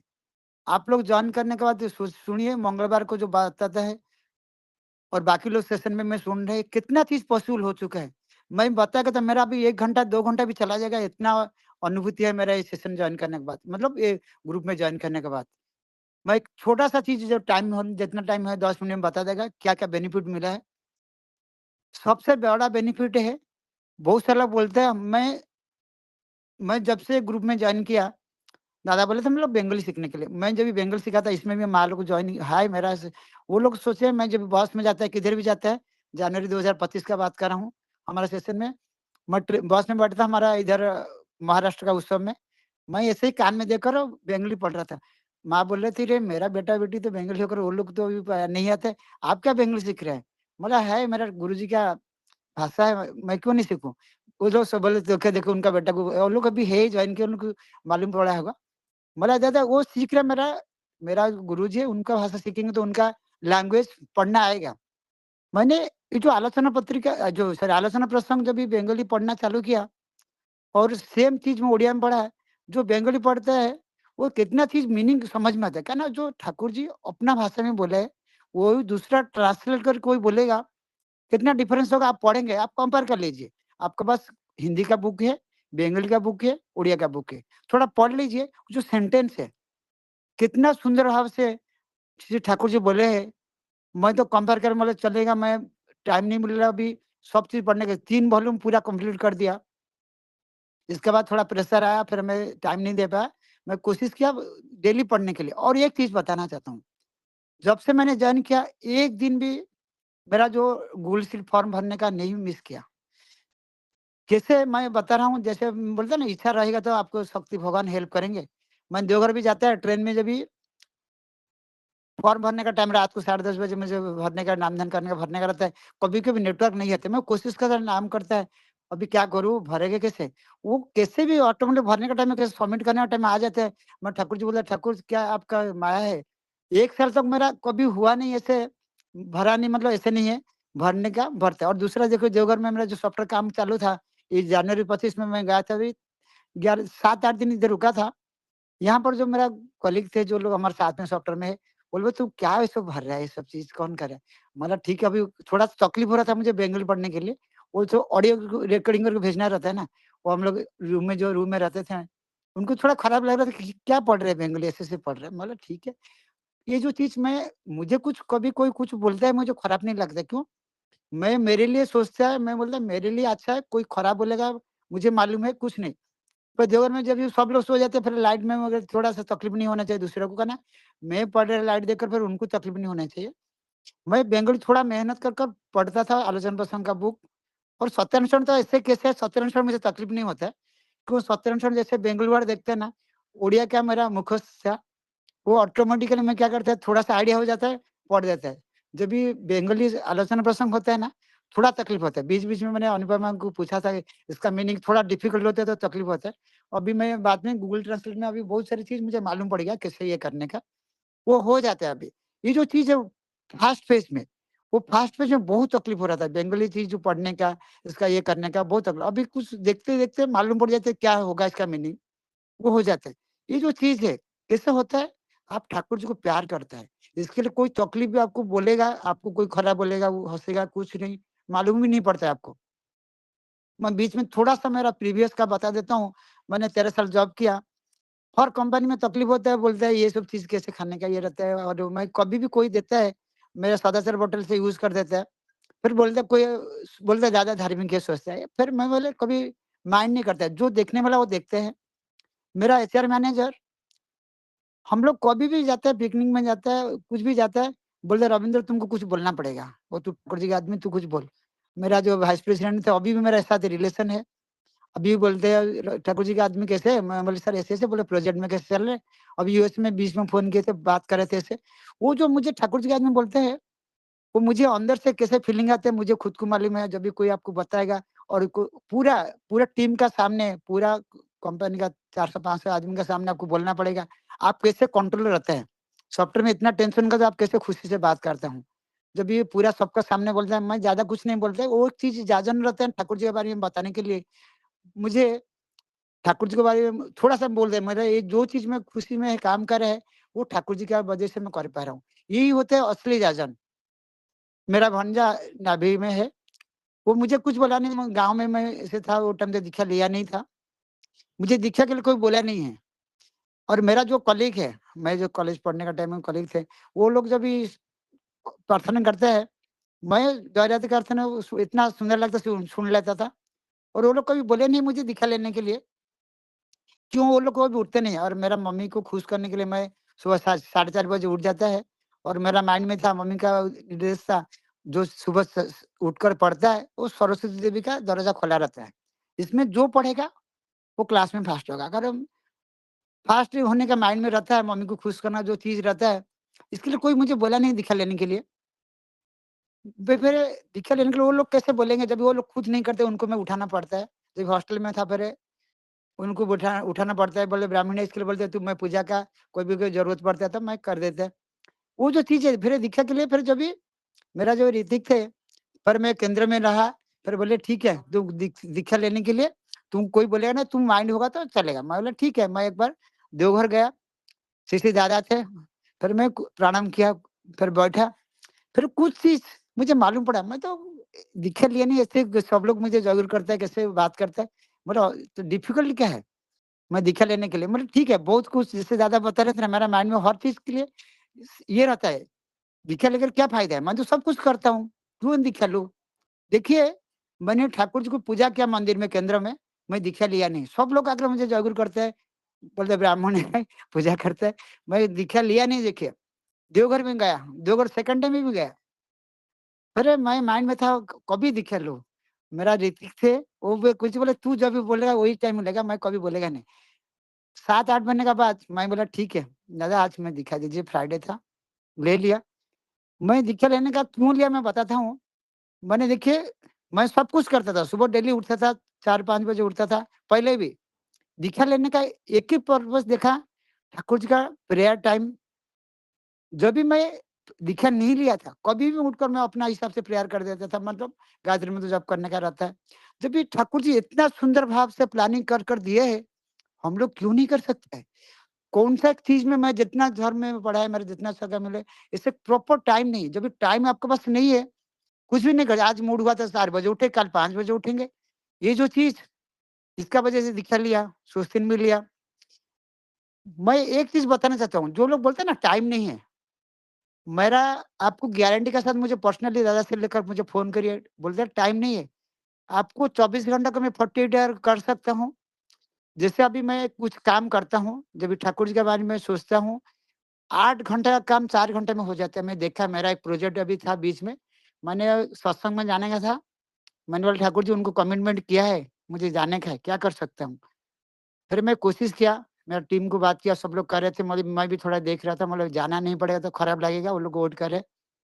देखिए 4 घंटे में हो चुका है और विदाउट एररलेस, मतलब सॉफ्टवेयर जो लोग यूज़ किए होंगे मालूम पड़ा कितना इश्यू आता है। अभी तक भी इश्यू नहीं है। मैं कभी को सोचता 1 घंटा 4 घंटा कैसे मिला? आपको टाइम नहीं मिल रहा से गूगल शीट भरने के लिए? कम से कम 15-20 सेकंड का फॉर्म होता है। हमारा ग्रुप में बहुत सारे, मैं हर बार वो बताता हूँ गूगल शीट भरेंगे, ऑटोमेटिकली आपको बस मालूम पड़ेगा गलत क्यों 0-0 जो भी भरेंगे मालूम पड़ेगा ऐसे। ये जो टाइम मिला आपको कैसे मिला? मुझे अभी 4 घंटा एक्स्ट्रा कैसे मिला? मैं कुछ के मदद से मिला। आपको यही ऐसे ही आप जो बोलते हैं ना बच्चे लोग पढ़ाई करने का टाइम बोलते हैं नहीं मेरे पास टाइम नहीं, ये नहीं कुछ काम करेंगे। बच्चे को बोलो तू कुछ काम कर, तेरा पढ़ाई ऑटोमेटिकली हो जाएगा। मैं गारंटी के साथ बता रहा हूँ, जब वो ठाकुर जी को पढ़ेंगे और ये जो चीज़ें जो दादा ने हमारा पोषण के दिए, गूगल शीट भरने के लिए बहुत सारे लोग बोलते हैं ना, ये टाइम नहीं है, गूगल शीट कौन भरेगा? जब भी आपके पास कोई नोट करेंगे, जैसे मेरा टारगेट है, जब ये टारगेट नहीं रहेगा ठीक है, जैसे टारगेट रहेगा, नहीं होगा। आप लिखने का क्यों बोल रहे हैं? लिखेंगे तो आपको माइंड में रहेगा, टारगेट डेट रहेगा, नहीं तो ऐसे बोल देंगे मुझे इसी डेट में पहुँचने का, ऐसे कुछ नहीं है। जब ये प्रॉपर डेट लेके मुझे इसी कंपनी में जाने का, इतना पैसा मुझे चाहिए, वो सब कुछ होगा। जब हम लोग कुछ नहीं लिखेंगे तो नहीं होगा। एक तो मैं बताया मेरा टाइम कैसे मैनेज हो जाता है। दूसरा एक चीज़ है, अभी मुझे 9 तारीख को संडे प्रीवियस संडे में मुझे बोले देवघर में, शायद देवघर में हमारे पटना से कब से मेरे पीछे पड़े थे आपको कुछ आलोचना रखने का, आलोचना रखने, दादा मेरे पास टाइम नहीं है, मेरा बहुत कुछ है। वो पीछे पड़कर फिर एक संडे को बोले 9 तारीख को बोलना पड़ा और मेरा माइंड में चला गया था। 8 तारीख को रात को मैं घर में जब आया 10:30-11 बजे, वो मैसेज देखा, मैं बोला दादा मुझे इतना टाइम 40 मिनट क्या बोलने का? फिर उनको 11 बजे मैसेज किया, बोला दादा कितना बोलोगे? मैं बोला ठीक है, बोला आप बोल सकते हैं। फिर मैंने सुबह 6:30 बजे मैंने ठाकुर जी का नाम किया, प्रणाम किया और बैठा, बोल दिया मैंने क्या बोलूँ? ये जो पोषण लोग दे रहे हैं ना, हमारा जो ग्रुप है, मेन ग्रुप, कोर ग्रुप, ये ग्रुप में मैं कभी-कभी मैं पढ़ लेता है, कमेंट नहीं दे पाता कुछ ना कुछ। ये जो पढ़ा है, इतना चीज़ पढ़ा है, मैंने एक पॉइंट पकड़ लिया, जाजन नहीं करने का पाप है। ये पॉइंट पकड़ कर इसी ग्रुप के बारे में बात कर वो 100 कपल लोग थे, मैं उनको बताया, ये ग्रुप का नहीं नाम नहीं लेकर मैं बताया, हमारा नाम-ध्यान के बारे में बताया और बोला जाजन नहीं करने का पाप है। मेरा माइंड में आ गया, इसको कैसे एक्सप्लेन करने का साइंटिफिकली। उनको बता दिया, जैसे हम लोग दीक्षा ग्रहण किए, पहला एक ही पॉइंट पहला लिखा है, इसी दीक्षा ग्रहण कर मैं आज से शपथ करता हूँ, मैं ठाकुर जी को प्रतिष्ठा करना चाहता हूँ। सचमुच हम लोग प्रतिष्ठा कर रहे हैं। अरे प्रतिष्ठा कैसे कर रहे हैं? जब भी आप जाजन नहीं करेंगे प्रतिष्ठा हो जाएगा? घर में नाम-ध्यान करेंगे हो जाएगा? कल नाम-ध्यान करेंगे क्या होगा? आपका खाली माइंड में ये शक्ति आएगा, ये शक्ति आएगा। शक्ति आने के बाद क्या होगा? जब यूटिलाइज़ नहीं होगा, मेरा ठाकुर जी को प्रतिष्ठा नहीं होगा तो क्या होगा? इससे मैंने प्रैक्टिकली उनको बता दिया, उनको बहुत अच्छा लगा। मैंने 40 मिनट का जगह में 45 मिनट हो गया, मैं बोले दादा मैं तो घड़ी देखा नहीं थे, 45 मिनट हो गया मैं अभी रखते, बोले नहीं और 2 मिनट बोलो, बोले नहीं दादा मेरा टाइम चला गया, मुझे खराब लगता है। ये जो 45 मिनट कैसे बात किया, वो ये जो आपका ग्रुप का माध्यम से, ये जो सब लोग, मुझे एवरी इंडिविजुअल लोग को मैं नाम नहीं लेना चाहता हूँ, सबसे मैं सीखता हूँ। अभी मेरा सबसे वही रिक्वेस्ट है, आप पोषण को बढ़ाइए। मेरा जो टारगेट है, पोषण मिलने का कैसे इतना सुंदर भाव से लगता है, आप खाली प्रेम करिए। किसी के बारे में सोचिए मत, इसका वीक पॉइंट ऐसे देखेंगे तो नहीं होगा। और मैं बता रहा हूँ, मुझे जो मेरा जो पहला फ्रेंड था, जो कॉलेज लाइफ में 12th क्लास में मेरा जो दोस्त है, उसका घर में मैं कुछ को पहला अनुभूति मिला था। अभी वो आसाम में एक मैनेजर है, अभी बॉम्बे आया था हॉस्पिटल में, मुझे फ़ोन किया। मैं नाम नहीं चाहता, वरना उसका नाम देगा तो ये होगा। हॉस्पिटल में एडमिट हुआ, मुझे फ़ोन किया, मैं गया। मेरा एक फ्रेंड था वो ऋतिक है, वो आकर ब्लड दिया, मुझे मालूम नहीं था वो ब्लड देने वाले। उसको ब्लड दिया, देखो मेरा फ्रेंड को कुछ पहचानता नहीं है, फर्स्ट डे में वो ब्लड दिए। पहचान देखो कैसे गुरु भाई किसी को हेल्प करते हैं। कोई ब्लड देगा इतना जल्दी, कोई पहचान नहीं है।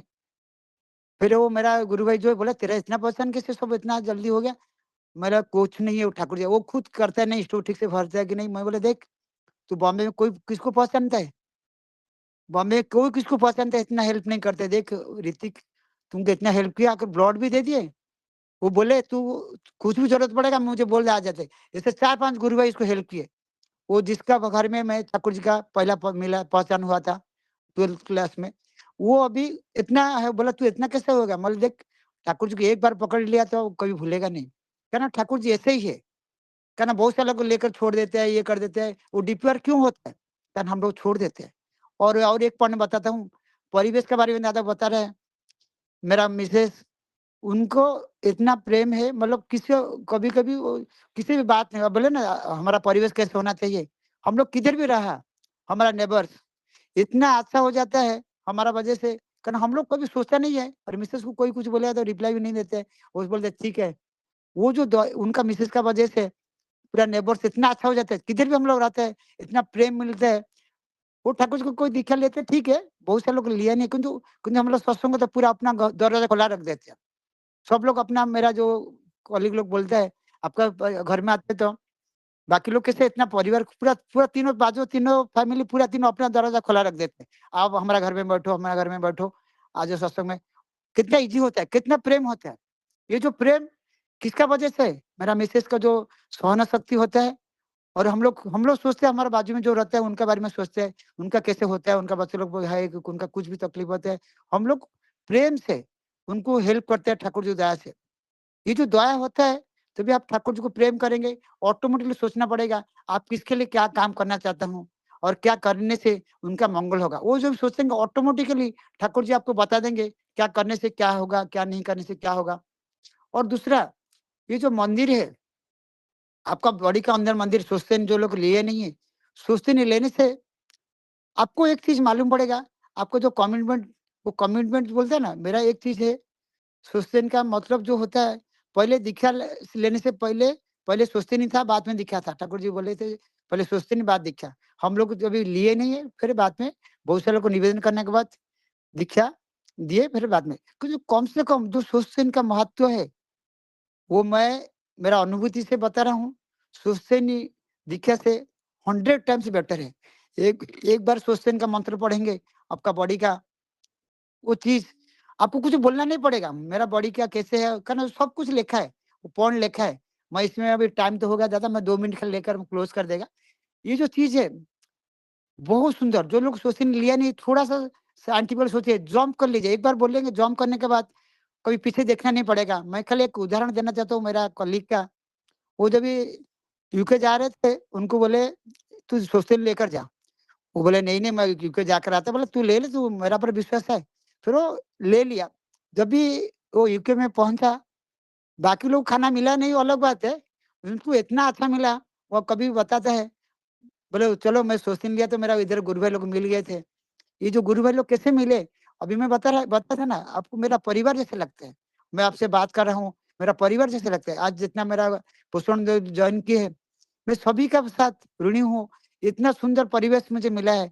और सबसे पारीदा का जो इतना अनुभूति, अपना बात, इतना मेहनत है, वो मेहनत को कभी पानी में ये नहीं करना चाहिए, मतलब तकलीफ नहीं चाहिए। उनका इतना मेहनत है, हम लोग कोशिश करने का इसको आगे बढ़ाने के लिए। एक एक आदमी जब भी प्रतिज्ञा करेंगे, नहीं मुझे कैसे भी कर वो पढ़ेगा, कितना मेहनत है, उनका प्लानिंग है, हम लोग कैसे, मेरे से जितना होता है और आपसे होगा, आपका मंगल होगा, आपका ही मंगल होगा। वो ठाकुर जी का आप प्रसार करें। अभी मैं कितना भी बताया, जब भी मैं प्रैक्टिकल किसी को, कोई गुरु भाई नॉन गुरु भाई मुझे देखकर नहीं सीखा, कुछ भी नहीं होगा। मैं 1000 चीज बोल लेगा। इसके लिए मैं कोशिश किया, मैं किधर भी जाएगा, मेरा पोषण लोग जिसको दे, मैं बोलता आप कैसे, खाली बोलने से नहीं होगा, आपको प्रैक्टिकल दिखाओ। मैं ना माँ, हमारा जो पोषण दिया, बहुत सारे लोग ऐसे ही कर रहे हैं। आप सुनेंगे मंगलवार को तो सुनेंगे, एक माँ, एक नॉन गुरु माँ को कितना हेल्प किया, उनका तबियत ठीक हो गया। वो जो बता रहे थे, मुझे इतना अच्छा लगा। यही चीज होता है, पोषण देने का बेनिफिट होता है। कारण उनका मंगल जब भी आप सुनते हैं, आपको अच्छा ही लगता है। ये जो अच्छा लगेगा तो बोले चलो ठाकुर जी से हम प्रार्थना करते हैं, वो चलो अच्छा हुआ, माँ ने इतना आज। बहुत सारे लोग का पूरा चेंजेस होगा, घर चेंजेस हो गया हमारा ग्रुप में ज्वाइन करने के बाद। ये इम्पॉसिबल चीज पॉसिबल हो चुका है, तो इतना चीज पॉसिबल हो चुका है। और आप क्यों लेट क्यों करते हैं? आप पोस्टों को बढ़ाइए। और मेरा जो, और एक चीज लास्ट कर बता दे, मैं एक लोकल ट्रेन के बारे में बात कर रहा हूँ। बोलते हैं ना लोकल ट्रेन रुक जाते हैं। मैं एक काम में जा रहा था, मैं भाग रहा था, टाइम नहीं हो रहा था। वो ड्राइवर कैसे रुका मुझे मालूम नहीं है। मैंने जब अंधेरी में पहुंचा, ड्राइवर को थैंक यू बोला, इसने कुछ हाथ हिला दिया। मतलब बोलता है ना, वो टेक्निकली मिस्टेक होगा, ये होगा, कुछ होगा। अरे मेरे लिए तो मेरा ठाकुर जी हेल्प किया मुझे। जब वो ट्रेन मिस होता, मैं दूसरा मीटिंग अटेंड नहीं कर सकता। वो जो ट्रेन, अभी सोचो, मैं रिसेंटली भी मैं देवघर जा रहा था, जब ये रिसेंटली जुलाई कॉन्फ्रेंस में, बारिश, बॉम्बे में इतना बारिश हो रहा था, मैं टैक्सी में जाएगा तो भी मिलता नहीं था। ट्रेन प्लेटफॉर्म कच्चा है, मतलब ट्रेन बंद ही हो रहा था। मैं सोचा क्या करूँ, ट्रेन तो मिस होगा, नहीं गया, प्लेटफॉर्म पूरा भरा था। कैसे गया ऐसी ट्रेन में, मुझे खुद को मालूम नहीं है, अंदर घुस गया। बहुत जल्दी, मतलब जब पहुंचना था पहुंच गया। ऐसे बहुत सारे घटना है, मैं अभी टाइम सबका ज्यादा लेना नहीं चाहता हूँ। मेरा एक टारगेट है इस साल में, कम से कम मेरा 100 पोषण होना चाहिए। अभी 63 है, वो 100 मतलब एक्टिव होना चाहिए। मतलब जो लोग रेगुलर करना चाहिए ना, तो बीच में कोई छोड़ देते ऐसे नहीं, 100 होना चाहिए।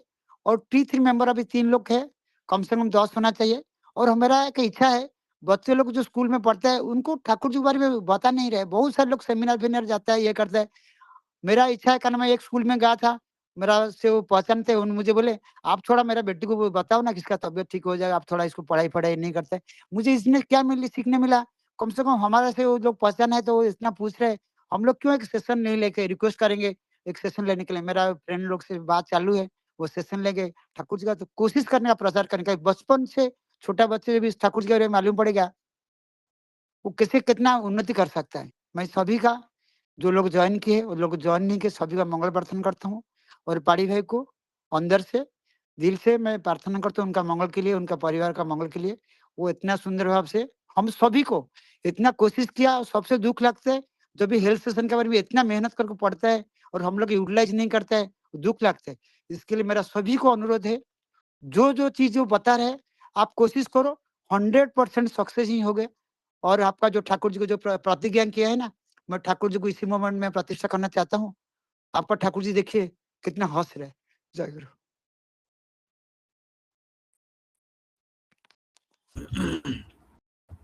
रविंद्र भैया, जय गुरु। ठाकुर जी की दया यही है कि थोड़ा टाइम लगा। बहुत दिन हम जुटे हुए हैं, सब लोग के पीछे लगे हुए हैं। तो आदमी समझ रहा है, सब लोग समझ रहे हैं कि हाँ, यही तो चीज है जो खुशी देता है, यही तो चीज है जो हमको थोड़ा बदलाया है, हमारा जिंदगी में कुछ संवारा है। तो एक साथ सब कुछ नहीं होता, और बहुत सारे नेगेटिव, बहुत सारे चैलेंजेस, बहुत सारे परेशानियां और बहुत सारे नाकामी चीज जो होता है जिंदगी में, वो सब भर के रहता है। और आदमी उससे भागना चाहता है, इसीलिए कहीं टाइम इधर उधर दे देता है और खुशी उसी से लेना की कोशिश करता है, परंतु वो पीछे भागता है और कभी प्रॉब्लम सॉल्व नहीं होता है। और जो अपना जिंदगी में जो दीक्षा का प्रभाव होना चाहिए, वो प्रभाव आता ही नहीं, और वो ना अंदर से खुश है, ना बाहर किसी को खुश कर पाता है। बस यही चीज में जिंदगी में, यही आचार्य देव जी से देखा कि आचार्य देव जी यही चाहते हैं कि आपने खुद पहले कॉन्फिडेंट हो ठाकुर जी के ऊपर, जो भी करना होगा वो नहीं है। तो यही यही चीज को थोड़ा करके आगे बढ़ने का बाद जो विश्वास टिकता है, जो मतलब कि जो माने मजबूती आती है, तो उसका बाद और किसी को भी वो चीज बता के उसको जिंदगी में बचाना होगा। आप नहीं कराओगे तो ठाकुर जी करेंगे, नहीं तो आचार्य देव जी करेंगे। और फायदा क्या, हमको तो यही फायदा नहीं है, कुछ भी फायदा नहीं है। हम वही चीज फिर करेंगे, ठाकुर जी को पुकारते हुए बोलेंगे ठाकुर जी बचा दीजिए, बचा दीजिए, बचा दीजिए, और क्या करते हैं, वो तो दुर्बलता होगा ही। हम करेंगे नहीं, किसी को बचाएंगे नहीं, हमारा अंदर जो है उसको एक्सरसाइज नहीं करेंगे, हमको मिलेगा नहीं और किसी को मिलने नहीं देंगे, और मिला भी हुआ तो उसको बताएंगे नहीं, और किसी को जिंदगी को संवारेंगे नहीं, तो फिर ठाकुर जी का मतलब ठाकुर जी का प्यार कैसे हुआ, मैं समझ नहीं पा रहा हूँ वो चीज। आप समझाइए मुझे कि हम कैसे, हम कैसे प्यार किए ठाकुर जी को। हमारा काम तो ठाकुर जी करेंगे, आचार्य देव जी करेंगे, और किसी को बचाने वाला तो ठाकुर जी हैं, आचार्य देव जी। हम तो कुछ भी नहीं करेंगे, हमारा मतलब मतलब हमको अभी ले डूबेंगे और किसी को भी ले डूबेंगे, तो फायदा क्या हो उसमें, जिंदगी क्या होता है, किसी का होता है थोड़ी। तो इसीलिए थोड़ा सेक्रीफाइस करना होगा, जब तक हम सेक्रीफाइस सीखेंगे नहीं, तब तक हम किसी को दर्द नहीं दे सकते, दर्द मतलब दर्द नहीं ले सकते, किसी से दर्दी नहीं हो सकते। समझ रहे हैं ना बात? और जो मांगना चाहते हैं, जो पाना चाहते हैं, वो करने का अंदर ही है, और करते जाएंगे तभी खुलता जाएगा, आहिस्ता आहिस्ता साफ होता जाएगा। जैसे बादल होता है ना, वो मतलब जब निकल जाता है कैसे धूप आ जाता है, तो उसी हिसाब से है। हम करेंगे नहीं, एक्सपेक्ट करेंगे, दुनिया को देखना नहीं है हमको, एक आदमी। इसीलिए ठाकुर जी बोले हैं, आचार्य देव जी को पकड़िए, आचार्य देव को देखिए, उनका बात सुनिए, उनका बात मानिए, तभी जाके बात बनेगा, तभी जाके एनर्जी आएगा, फाइटिंग स्पिरिट होगा। अब उनको मतलब सुनेंगे नहीं, और परिवेश में और जो ही कोई भी आदमी को आपको अच्छा लगता है उसका बात सुनेंगे, फंस जाएंगे, पूरा फंस जाएंगे, फंसा देगा ये परिवेश आपको। इसीलिए किसी को सुनना नहीं है, किताब से ठाकुर जी को पकड़ लीजिए, और आचार्य देव जी को जिंदगी में प्रैक्टिकली पकड़ लीजिए, तभी देखिए ना कहीं स्लिप नहीं होगा। आप पकड़ पाएंगे को आदमी ठीक है, कैसे करना ठीक है, मेरा कहाँ गलती हो रहा है, मैं कैसे जाऊं तो ठीक दीक्षा का प्रभाव होगा।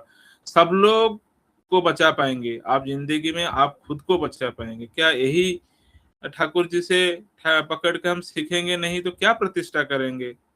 और कोई सुनेगा सुनेगा देखेगा तो क्या उसमें मतलब ये आएगा, इम्प्रेशन आएगा?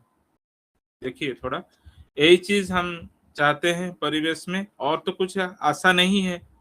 हम तो और जो भी है ठाकुर जी से मिल जाता है, और आप लोगों से यही उम्मीद है कि आप यही विश्वास लेके चलिए और विश्वास दीजिए, ताकि आचार्य देव जी जो बोल रहे हैं उनका बातों में हाँ वही मतलब एक बल दे सकें। ठीक है, रहते हैं। जय गुरु।